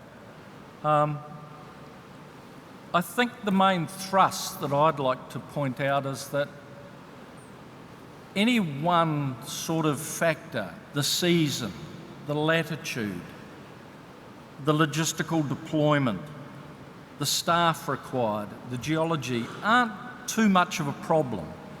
But what seems to me is with the CT-BTO work is that essentially you can escalate all of these to almost an impossibility.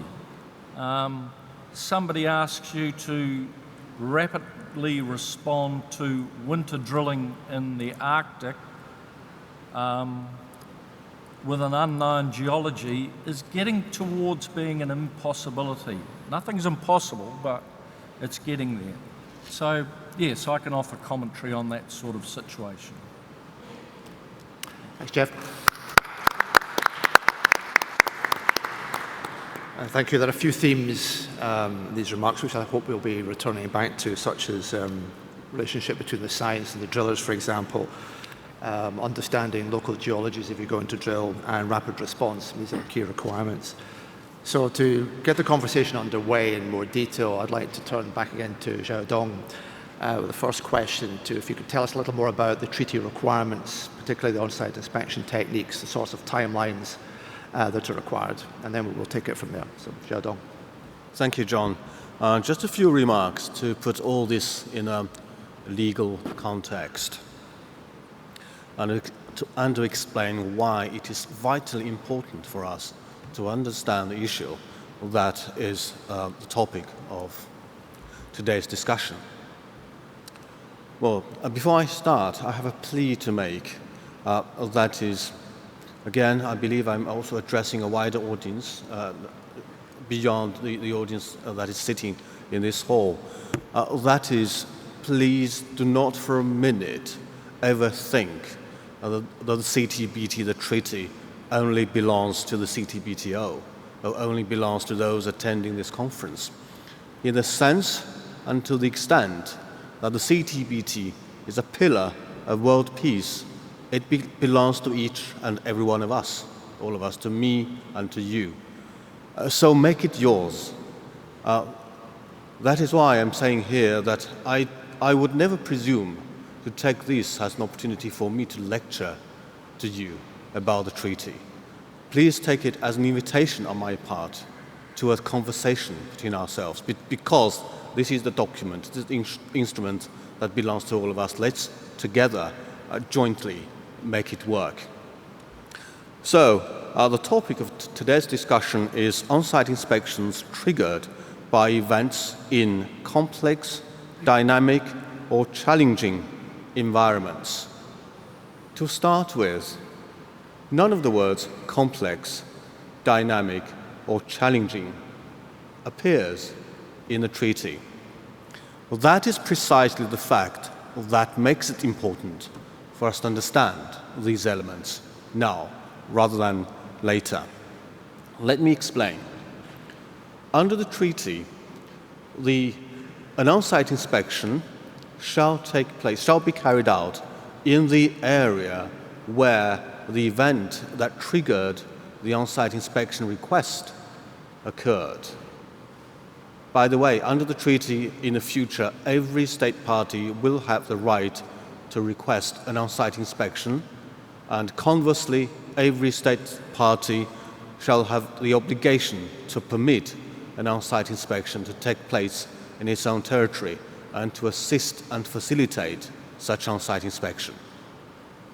Okay, so from that very requirement, that is, an on-site inspection shall take place in the area where the event that triggered the on-site inspection request occurred, we can see that the area where the on-site inspection shall take place is very, very much determined by the triggering event.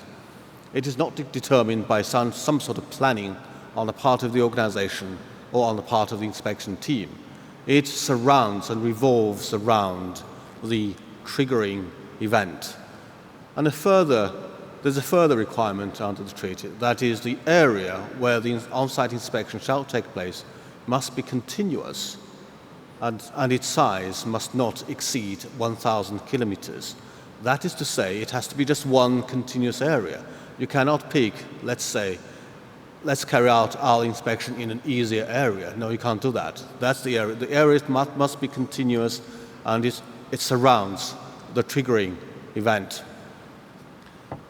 Once an on-site inspection is approved by the future Executive Council with a 50-strong membership, then the future Director General, the DG, will issue an inspection mandate.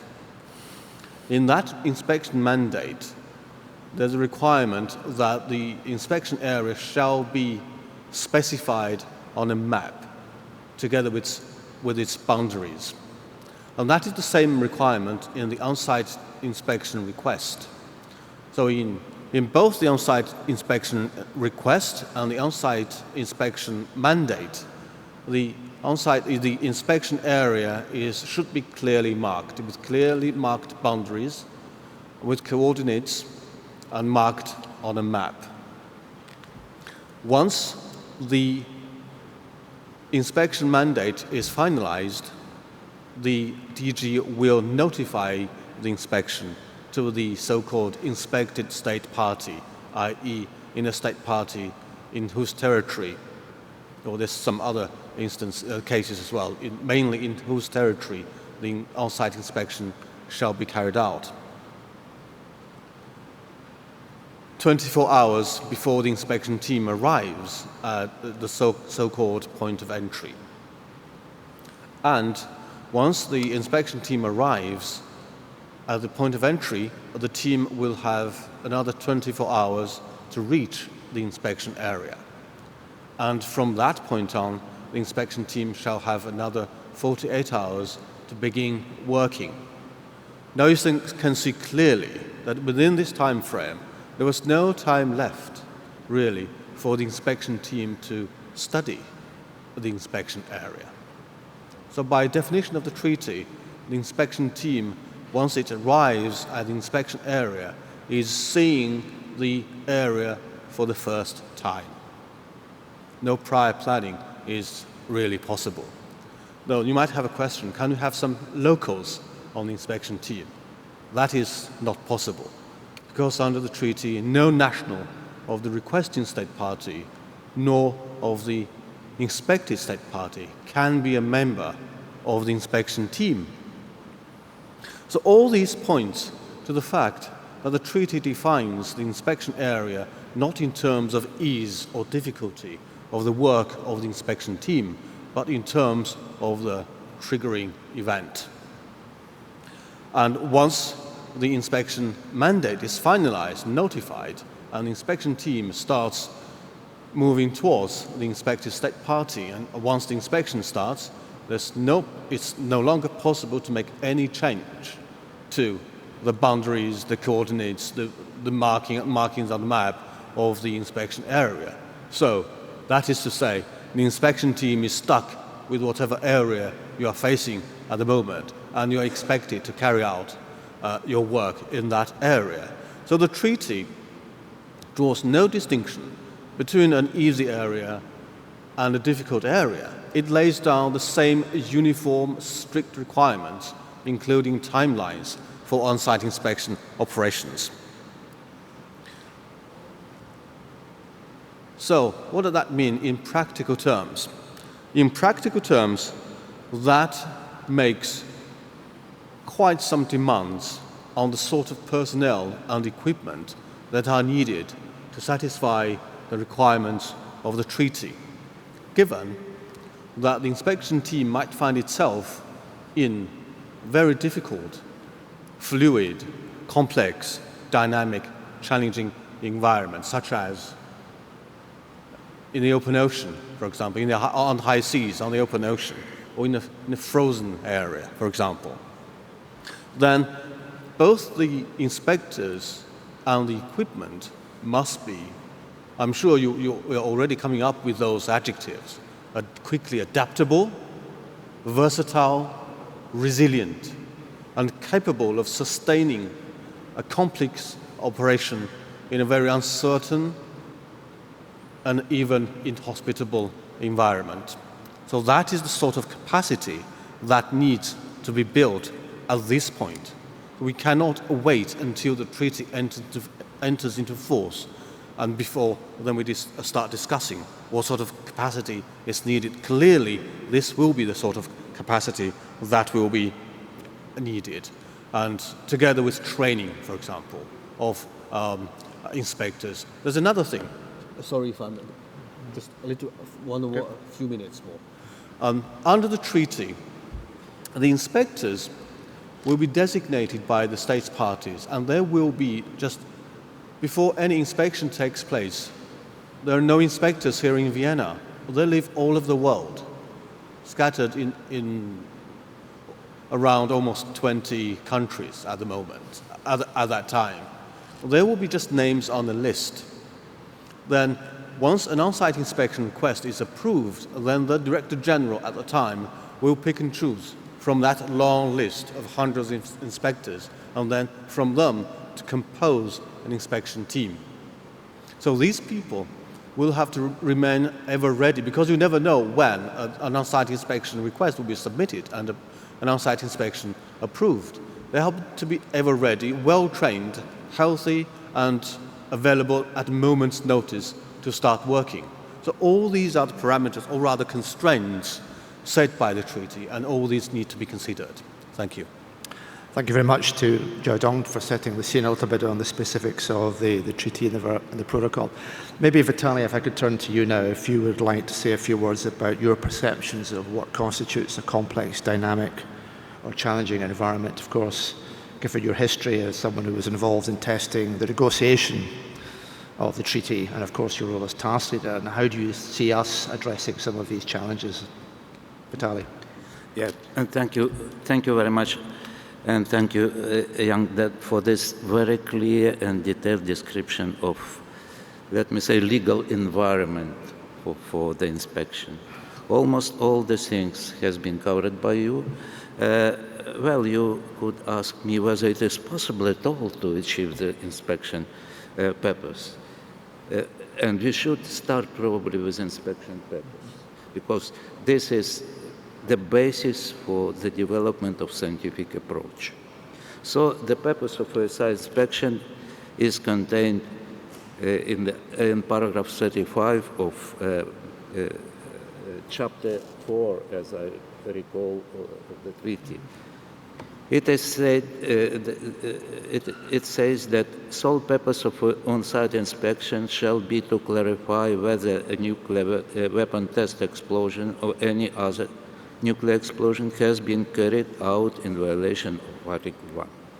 So this is a time frame referring to Article 1, after the entry into force. And about clarification of the nature of the event, and you understand, this is not the attempt to prove that there was a nuclear explosion. This is a clarification of the nature of triggering event. We should consider the whole spectrum of possible triggering event that might create some indication that there might be a nuclear explosion. So we should know about the signatures of such events, and this is the area where science is important. Of course, there is very specific area related to specific type of event conducted in high seas, either in atmosphere, on the surface, underwater, or even at the sea bottom, or even deeper, going under the soil, under this bottom. This is a special case where we have maximum difficulties probably for today, maximum challenges, and in general, of course, any inspection could be challenging and difficult and conducted in a very hard environment, and of course, any inspection should be dynamic by definition. But at the time being, that scenario that I mentioned create the most serious problems for us, because we do not have sufficient information, first of all. There was a quite limited number of nuclear explosions conducted in high seas. Less than 10, as I recall, probably 9 or 8, John, do you remember? 90, I think. Okay, let's assume 8. 3 by Soviet Union and 5 by the United States, correct? Yeah, but these nuclear explosions were conducted not in the form of testing nuclear explosive device. The objective was to study impact of these explosions, so most of them were conducted at shallow layer of the water, and this is another limitation. Lack of data available on this explosion, this is another difficulty. We do not have sufficient information from the past on the so-called signatures that were created by those explosions. This is another area which should be examined. Then we have another problem. We have very limited knowledge about the technologies appropriate for finding these signatures. None of them was used in the real conditions. We try to study these technologies, we try to find their capabilities, but there is no practical confirmation of their capabilities. This is just a part, probably, of the difficulties for this specific scenario, and this is a large room for scientists to examine relevant phenomena, relevant aspect of these issues. As to, and let me conclude, just in a very general way, if we consider this issue of challenging and dynamic issues, on my view, we could categorize them in various ways. For example, one way was given is given by the excellent workshop conducted.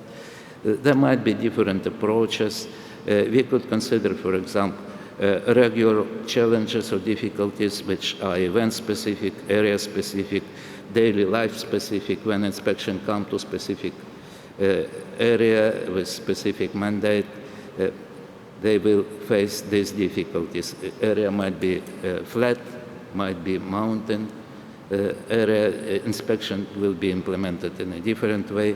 There might be, I could say, dynamic challenges which might be created by weather, even by the inspected state party. So we should again examine all types of challenges and try to find the appropriate solution in terms of implementation of inspection. So thank you very much. Thank you very much, Vitaly, for that. Now, the subject dynamic environments, we probably don't get much more dynamic than the oceans. So, Joel, could you say a little more about how the work that you do at the NOC in Southampton could possibly help us here, and also the implications that has for detecting things of interest over time, such as radionuclide debris from an underwater test?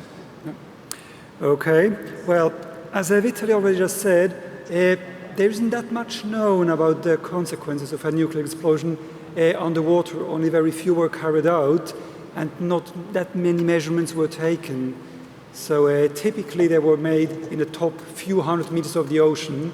I think the deepest one was at around 300 meters depth, meaning that there's still something that definitely there's a big sphere developing that actually bursts through the surface. That would no longer be the case if you really were to detonate something at a few thousand meters depth. There would be no outburst at the surface anymore. However, what you would have is a pulse function that would then see the ocean with an area of water with changed properties. So there would be a strong temperature signal, very local. There would be a warm water plume that would move within the water column, and that would most likely rise to the surface rather quickly. But this is something that we could actually start to numerically model. As I said before, our models can now really simulate the ocean with a remarkable degree of realism, a degree of reality. So it looks very, very good. So one could work towards simulating one of these pulse functions, and then see how it would then work its way through the water column. Another important point that would need quite significant work is the radionuclides that inevitably would be released into the water after that such an explosion. What is happening to them? How long do they survive there? Do they interact with marine life? Do they get built up into planktons or build shell-building organisms? So are they being scavenged? And over what time scale is it happening? And there are some particles preferentially scavenged rather than others. So these are all things that at the moment we don't know quite enough about. There are certainly some colleagues in the world who actually do look at these things, so they probably would know how to radionuclides interact with biology in the ocean, and therefore what is likely to happen as they're being carried around by ocean currents. But to really properly simulate that would mean quite an expansion of our current capability. At the moment, we assume we've got neutral passive particles that are just being carried around by the currents without undergoing interaction, and that's clearly not what would happen. So you would have to need to include a half-life time and perhaps some consumption as they move away from the detonation site, and then to start to define a potential exclusion zone around a suspected region area of detonation. So, and my guess would be is that that would actually be quite, scientifically actually, quite an interesting challenge to solve. And I would say this is something that could probably be done, and I would say in a framework of perhaps 2 to 3 years. So this is a capability that we could build up. So there's going to be significant improvement in our ability to actually model the ocean. So the next generation of supercomputers is coming up next year in the UK. So that will allow even higher resolutions than we currently have. So and this is something that we actually very much like to do. If there is some appetite for that type of capability out there, so this is something for which I don't have the best feel for it. Can see that it scientifically would be quite appealing. Can see that it would certainly fit within a CT-BTO's remit. And the big advantage of that is if we get something like that to work, it's the rapid deployment.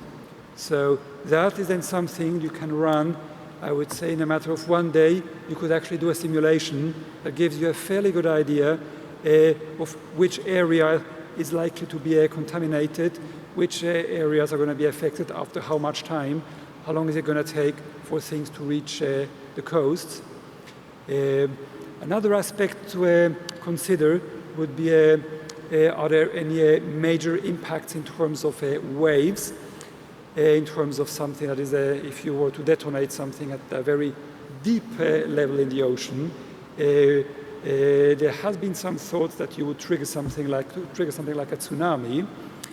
There has been some very detailed work by US colleagues, by the Ministry of Defense in the US 20 years ago, who actually looked at that very question from a theoretical point of view.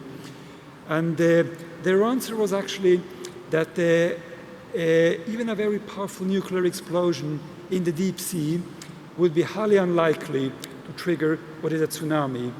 It would trigger some waves, but these waves would mainly dissipate along the continental margins, so you wouldn't get that classical massive buildup of wave height as a signal moves into shallow water. So the energy would dissipate before that. And even a very powerful nuclear explosion would be no match compared to what happens in an earthquake, for example, if you've got a fault line that perhaps over hundreds of kilometers that moves up and down, perhaps 1 meter. You got 6 kilometers of ocean, perhaps above such a fault line. So essentially, you're moving around 6 kilometers of water. That's enormous mass that you're moving. And there's a lot of energy that goes into that little movement. And that's what triggers massive tsunamis. A nuclear explosion cannot match that. So there would be most likely a measurable signal that could probably seen in tide gauges around an area, but it would not be something that is hugely devastating. So from my point of view, probably the most promising approach would be the modeling of the plume developing after that pulse function that results of a nuclear explosion, and how radionuclides would spread in the water column, and how long they would take to reach area, how likely are they to interact with biogeochemistry in the area, and therefore also with impacts for fisheries or use of anything coming out of that areas, and over what timeline would you have to define an exclusion zone, how big does it have to be, for how long does it have to be in place. So that's the sort of thing that with a few more years' work we could come up with. Thank you. Vitaly, were you wanting to comment there or just agreeing? May? Yes, you may. Yeah, thank you. Thank you very much. Joel, you described very precisely and accurately the importance of this modeling process and gathering knowledge about currents and creating a much better understanding of these things. I have just one comment that, of course, any impact of nuclear explosion depends on its yield. And I remember that in the past was a crazy project to create tsunami wave by a huge nuclear explosion. So this is, of course, not not the case to... The energy is not sufficient. The energy is not sufficient. You could regionally trigger something quite powerful, but a classical, let's say, an Indonesian tsunami type event, nuclear bombs are powerful, but earthquakes beat them hands down in terms of power still. Okay, this is another interesting issue that could be further examined. I just reminded that there was such a project. Yeah.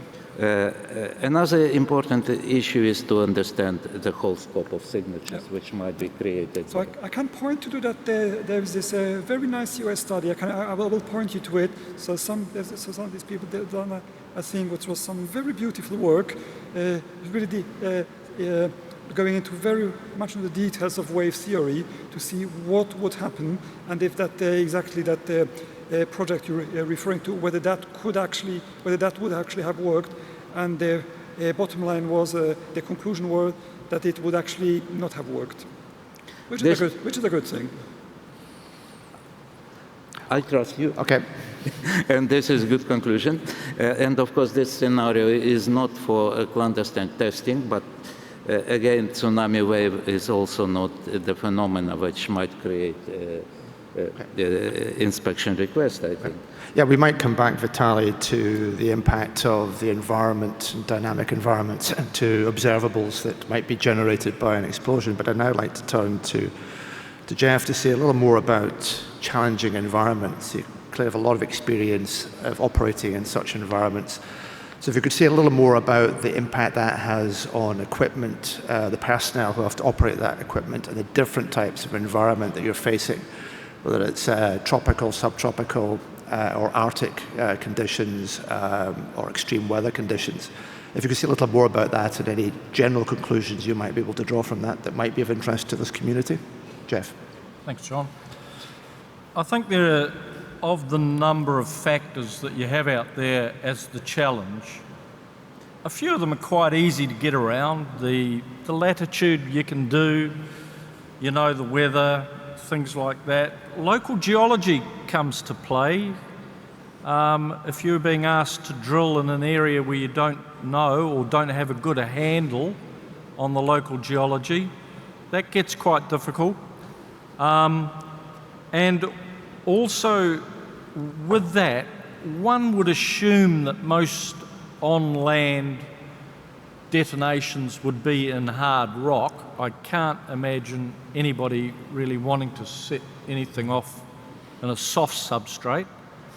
So we can make some assumptions in the equipment that may be required. The big thing that I find is the challenge. Let me step back one. There's another thing that I'm trying to get my head around, is that I can't imagine anybody setting up a detonation, a complex detonation, let's say, that's too far removed from a road end.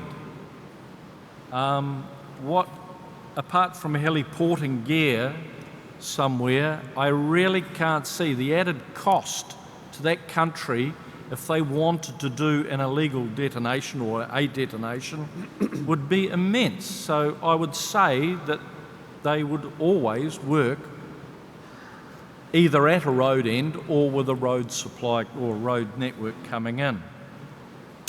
Which that is perhaps a bit the same sort of thought I had for the ocean.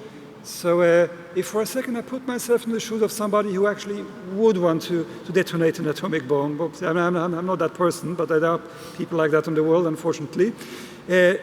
I probably would stay clear of the ocean for various reasons, but say if I wanted to do that, I would want to be able to figure out whether it actually succeeded. I would like to have some data, say, okay, look, has it got the number of kilotons that I was hoping for? Was it actually a full success or only a partial success? The ocean, for all the reasons that we mentioned before, so not that much is known what would happen. It would be actually very difficult to decide as a country who has detonated such a bomb whether what you've done was actually successful or not. So it would not be the first environment that would spring to mind to do such a thing. I'm not saying that this doesn't mean that it it wouldn't happen. I mean, it was done in the past, so who knows?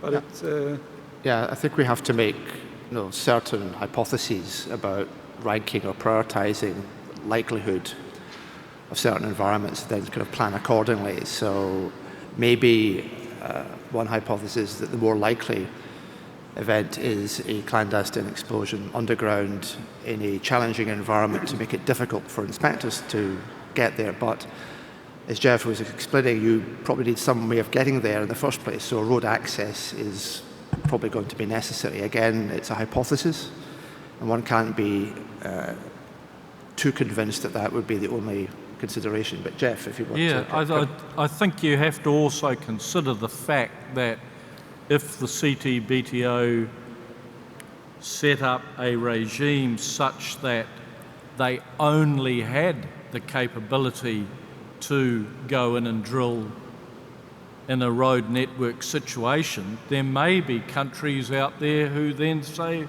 oh, well, I'll just pay a bit extra and go and do my illegal detonation further away, making it much more difficult for OSI to complete its obligations if it was called for. So there's that side of it, but the one thing that really is starting to worry me is the timing. Some of our deep scientific work in Antarctica is quite complex in terms of what we had to do. 50 metres of sea ice, a couple of 100 metres of water, and then drilling 1,700 metres into the sea floor for climate change. The initial meetings for that project were about 7 years before the project finally got underway on the ice. And one wonders, okay, that was a particularly difficult one, but one wonders in a high latitude environment, if somebody asks you to respond within a short time frame, it's getting very, very difficult. So there's that side of it as well. So it's the timing and the local geology and the sort of logistical capability, not so much the climate, the weather, time of year, daylight hours, they can all be worked around, but it's just, some of these other peripheral challenges that are in there for the OSI. Thanks very much, Jeff. Well, let's take an opportunity to open the floor to some questions. So would anyone like to put a question to one or more members of the panel at this point?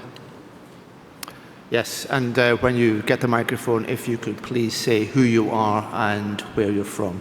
Yes, Edward F. Stanford University. It might be useful for the panel to consider a real-world event. I'm thinking of the so-called South Atlantic flash in 1979 and how you would have dealt with that circumstance. Now, of course, we did not have the IMS then. If we had had the IMS then, that might not have been a difficult case at all. But setting that aside, of course, the flash itself was detected by national technical means, which raises the issue, how comfortable would the panel be in using NTM information in deciding how to proceed? Thank you. Okay, thank you for that, Ed. Who on the panel would be brave enough to respond to that one? I'm looking at Vitaly, who is very eagerly volunteered, and then Xiaodong has got some comments too, so Vitaly. Yeah, thank you very much for reminding this very interesting case. Indeed, beside the nuclear weapon test conducted by nuclear weapon states, we have another event which still remains under consideration also. That for the time being, the majority of experts have the view that it was probably nuclear explosion. And this is the interesting scenario. And we could recall that even some attempt to find long-lived signatures from that explosion or event, not just a flash, but also radionuclides were undertaken, including use of national technical means, also not very successful. However, a latest study discovered some traces of iodine-131 very far from that location in Australia. And this is not a clear evidence or confirmation of the nature of this event. We don't have the proof that this iodine is really, or anomaly or increase is really caused by that event, but this scenario deserves, that specific case deserves further study.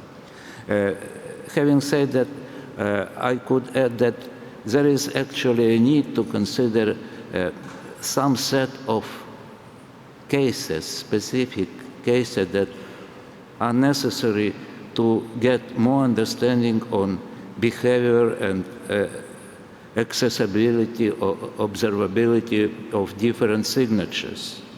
All the signatures created by main physical processes, by energy release, by shock wave, by heating, and of course by radionuclide release. And even source material release is important because in our paragraph 35, beside this issue of consideration whether there was a nuclear test explosion or other nuclear test explosion, there is a second part which asks or tasks the organization to the extent possible to gather any facts which might assist in identifying any possible violator. And this is a broader task than just for explosion conducted at the national territory. So we could envisage expansion of inspection interest, let me say, beyond the traditional list of radionuclide which was created for underground event at the territory of, or within the territory of inspected state park. Okay, thank you, Vitaly. Xiaodong, you wanted to add something to this? Yeah. Thank you, John. Just to add a few things here. Well, the treaty actually adopts quite a flexible sort of text with regard to national technical means in the context of an on-site inspection request. Under paragraph 37 of Article 4, it is provided that an on-site inspection request shall be based on information collected through the international monitoring system, on relevant technical information collected through national technical means, or on a combination thereof. The key word is or. It appears that here the treaty provides three options: A, IMS data, B, data collected through national technical means, and C, or a combination thereof. The word or there makes it possible, actually, under the treaty, to rely solely on data collected through national technical means. Now, some further things. When we speak of national technical means, we need always to bear in mind that that is actually a shorthand there, here, in the context of the CTBT. The CTBT has a very complex formula for that. Actually, it's a mouthful. I'll repeat that. It is called National Technical Means of Verification in a manner consistent with generally recognized principles of international law. And that is, it is not just any national technical means. Such national technical means must be kept and must be sort of utilized in a manner consistent with the provisions of the CTBT and with further general principles of international law. And also, one final point, an on-site inspection request, even if it relies solely on data collected through national technical means, shall yet satisfy other requirements under the treaty. That is, it has to contain a number of elements required by paragraph 41 of the part of the protocol, including the boundaries, of course, for example, of the inspection area, as I mentioned earlier on. and also a name of an observer and possible timing of the event, for example, such and such matters. And of course, finally, ultimately, an on-site inspection request is subject to the deliberation of the Executive Council, which has the sole decision-making power under the treaty to decide whether or not to go ahead with an on-site inspection. Thank you. Thank you, Zedong. I think one of the other considerations in response to Ediv's question is whether you can actually find the oceanic exploration vessel in time to get to the location. That is extremely challenging because A, these vessels are relatively rare, and B, their use is planned well in advance, so we have a major issue. Would there be any other questions from the floor at this particular point? Yes. Brian Milbrath, Pacific Northwest National Laboratory. So I guess I'm a firm believer in that the best path forward to addressing complex and challenging problems sometimes is to do it in stages so that one does not bite off more than one can chew. So my question for the panelists is, if you could prioritize the challenges that the OSI capability doesn't currently have the means to address, what would your priority list be? The challenging environments that it can't currently address? Mine would be the time to put the package together that was required in the location that somebody had put an X on the map. That would be the one requirement from me, would be the time factor. Any other responders on the panel to Brian's question? Zedong, please. Thank you, John. I asked for the floor because I want to say this as a lawyer, as a matter of principle. Great question. Also, by the way, thank the first speaker for that great question as well. Thank you. As a matter of principle, as a lawyer, that is a especially important question. What sort of priorities we should have in mind? I defer to the judgment of my science and technical colleagues. That's very important. That's why I asked for the floor. Thank you. Vitaly? Yeah. Thank you, John. Thank you, Brian. This is the very right approach, of course. And I think this is the task for the future. We addressed the issue of challenging environment in depth, actually, just several months ago, as I understand. All previous study didn't consider this issue in a systematic way. So this is a task for the future, for the PTS, for the entire scientific community that might support the PTS with this. And is a part of, I remember the number, the project 1.5. It could include this specific task. This is the PTS project. And all the people could support this, considering the issue in a very comprehensive and systematic way. And I support very much your approach. Joel, did you have any priorities for us, particularly from a marine perspective? As I hinted at before, I think probably I would prioritize the development of numerical capabilities, and for the reason that they are very quick to use. So it's not quick to develop, but it offers really the best opportunity of a very quick response. Okay. Whereas actually really taking classical ocean observations on site is, for the time being, it is going to be a time-consuming thing.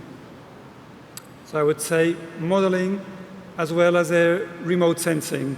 Remote sensing, so satellite observations, if it's about tracking temperature signals, that's something that the current sensors should be able to do. So I would say remote sensing, numerical modeling. That probably would be my priority. Yeah.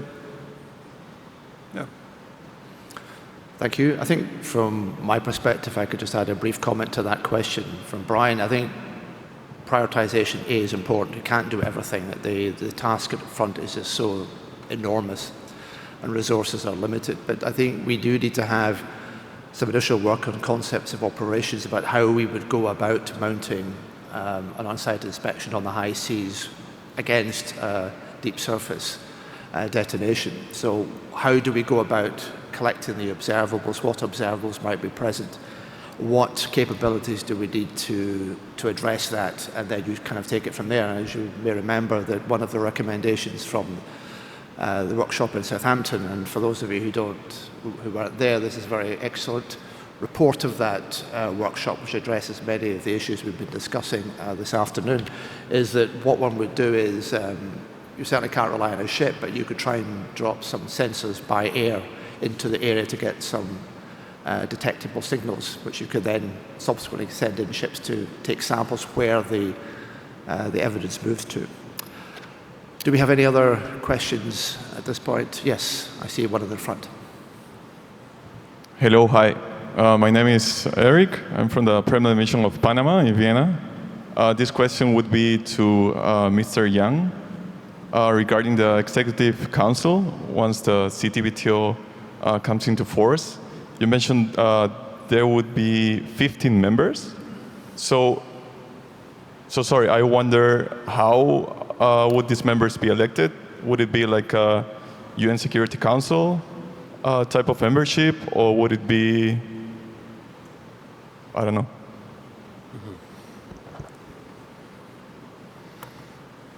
Thank you, Eric, for the great question. Yes, the Executive Council will have 50 members elected from amongst all the states parties, which will become all the member states of the organization. Article 2 of the treaty actually lays down a rather elaborate system, so to speak, of how to elect these members. There's a number of factors there provided for, like the number of monitoring facilities, for example. Some members will be on a purely rotational basis. It's a rather complex system. I would not bore you with details, but that is how, so considering a number of factors, the members of the Executive Council are elected. But broadly speaking, that's on a rotational basis. Thank you. Okay, I see two more questions. Two at the front here.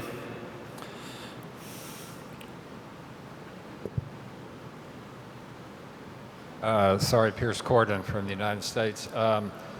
The way the Executive Council would make a decision as to whether or not an on-site inspection would take place is that it would have a meeting and it would consider the request.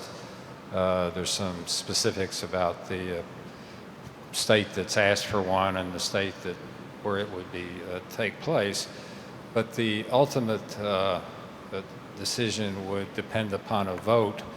And if memory serves me, it would be 30 votes in favor out of a total of, I do believe, 51 members of the council. It's not 50, I think it's 51. And we have another. Yeah, that's right. Sorry, I made a mistake. Thank you.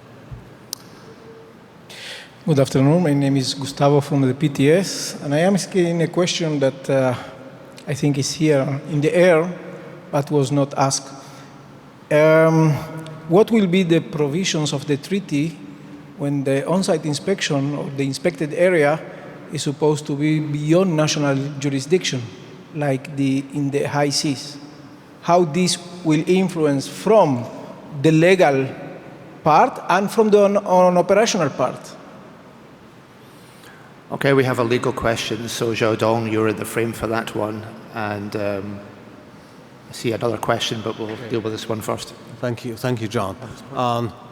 The treaty itself is actually quite reticent about what to do when an inspection area is to be found in an area beyond the jurisdiction or control of any state.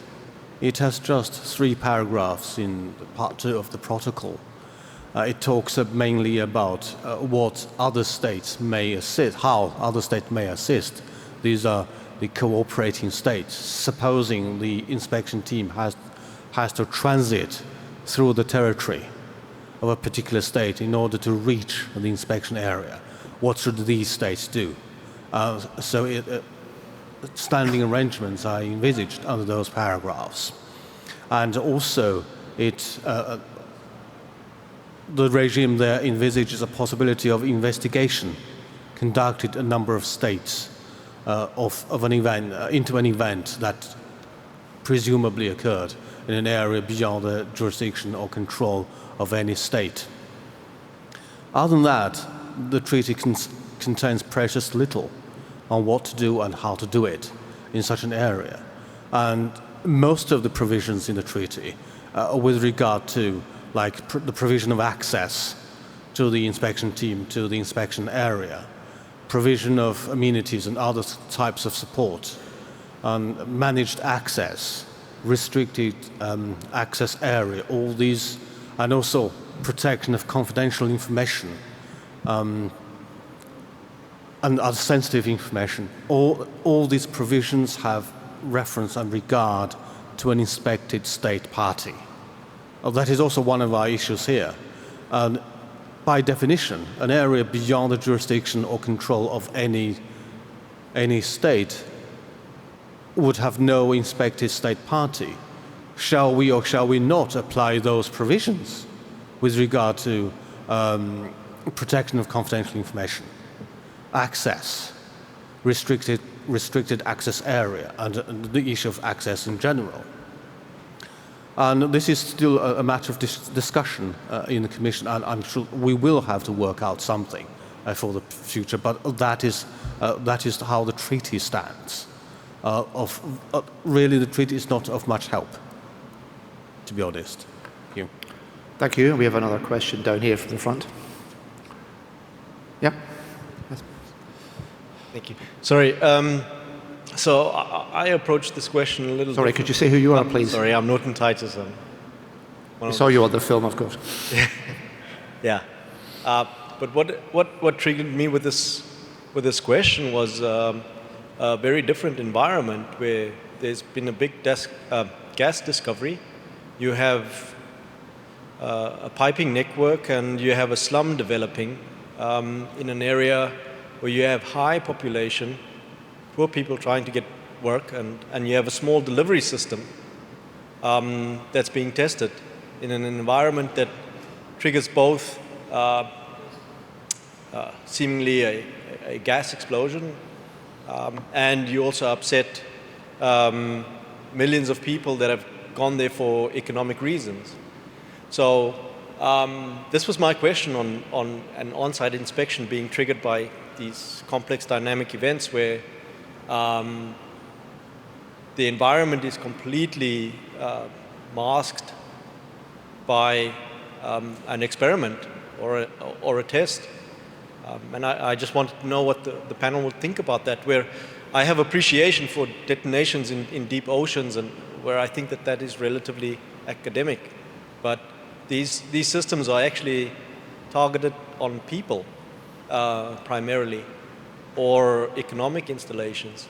So what's your opinion on that in terms of complex and dynamic environments where it happens, the inspected state party actually has nothing to do with it, but it's got an economic impact and it's a test area.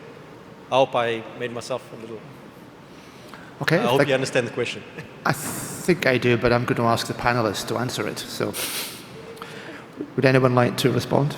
Vitaly? At least partially. Thank you for your question. Yes, this is an interesting question. I remember that we conducted some kind of exercise like tabletop or even field exercise, and the inspection team start planning its activity. It considered how is it likely that nuclear test would be conducted in the highly populated part of the area or not.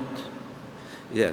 And the approach at that time was that it's less likely because of the own state interest, not to create difficulties for the local population, not to increase chances of occasional discovery of this nature of the event.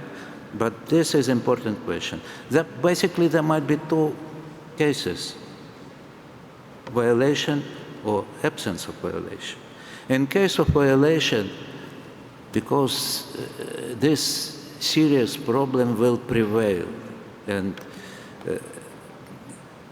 of course, inspection team should take into account all the interest of population and try to avoid interaction with these things, and treaty contains relevant provisions and impose limitation on the inspection team activities with this regard, and even envisage certain compensation. So it could be taken into account in this way, at least partially, as I said. Okay, thank you for that. Well, we're rapidly running out of time. We have 5 minutes remaining. So does anyone have a final question they wish to raise? Because if they do, now's the time to do it. Yes, I see one down at the very front. Yeah, Julian Tangare from the Secretariat. I don't want to let Jeff Ashby off the hook here. He's come a long way from New Zealand, so I'm going to ask him another question. He talked about the fact that you can make allowances for weather, latitude, altitude, daylight hours, and you do that through the way in which you configure the specifications for your equipment, for example. You may have operating parameters of -50 to +50 and so on and so forth. So you can actually build in to the technical side of the equation measures to compensate for the fact that you do not know where you're going and you do not know what the conditions may be like, but you should be able to insure yourself against that.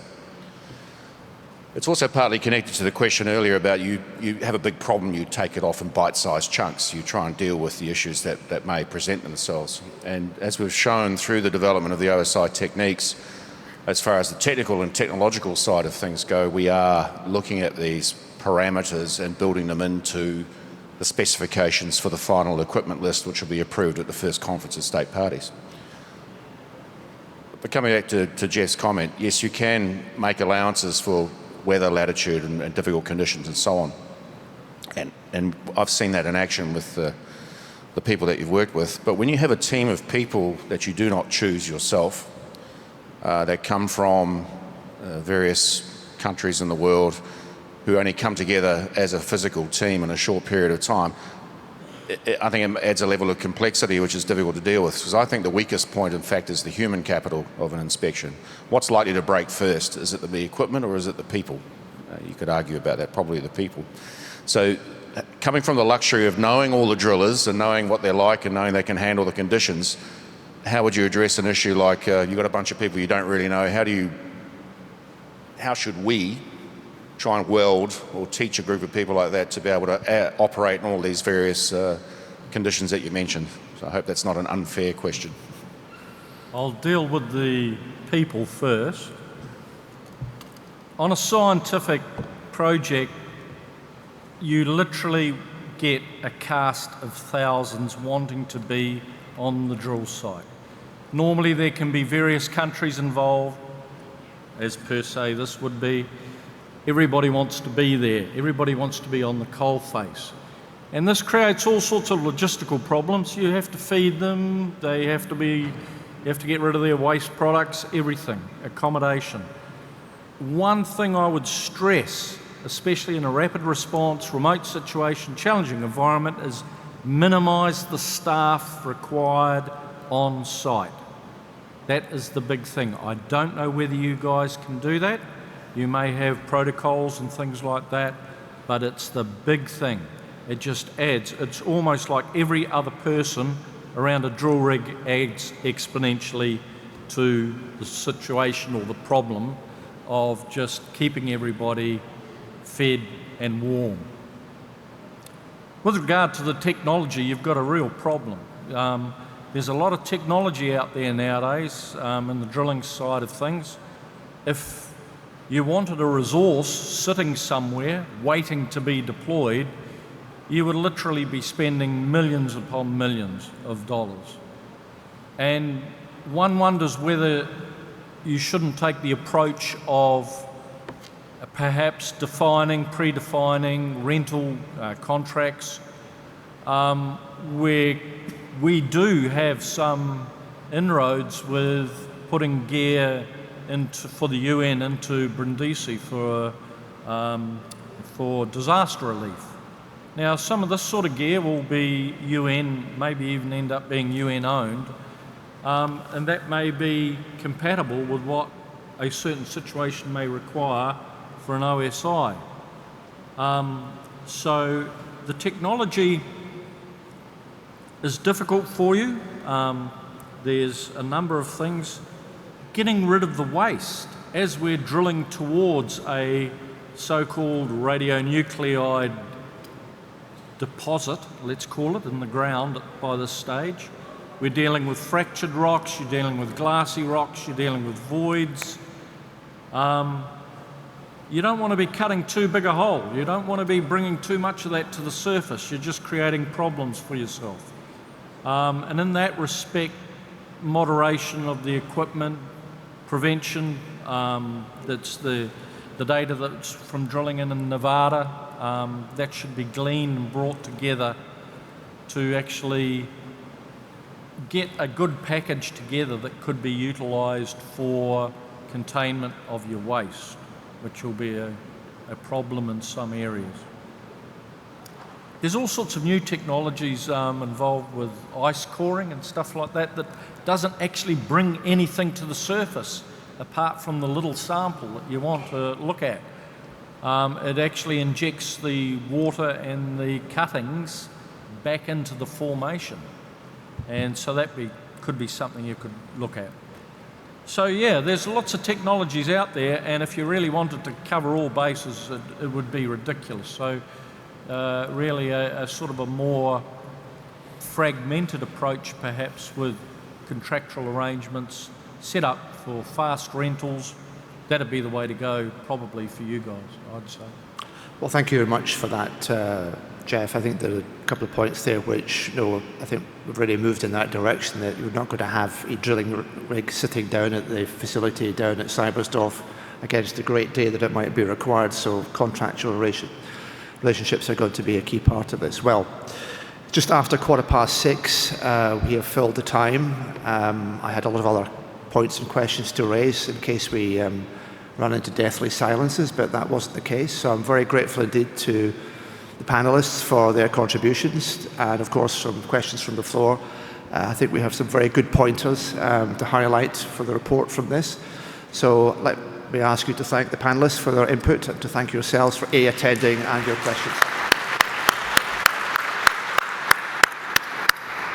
So with that, I declare this panel closed for the evening, and I gather there is a reception in the adjacent facility which some of you wish to avail yourselves of. So good evening.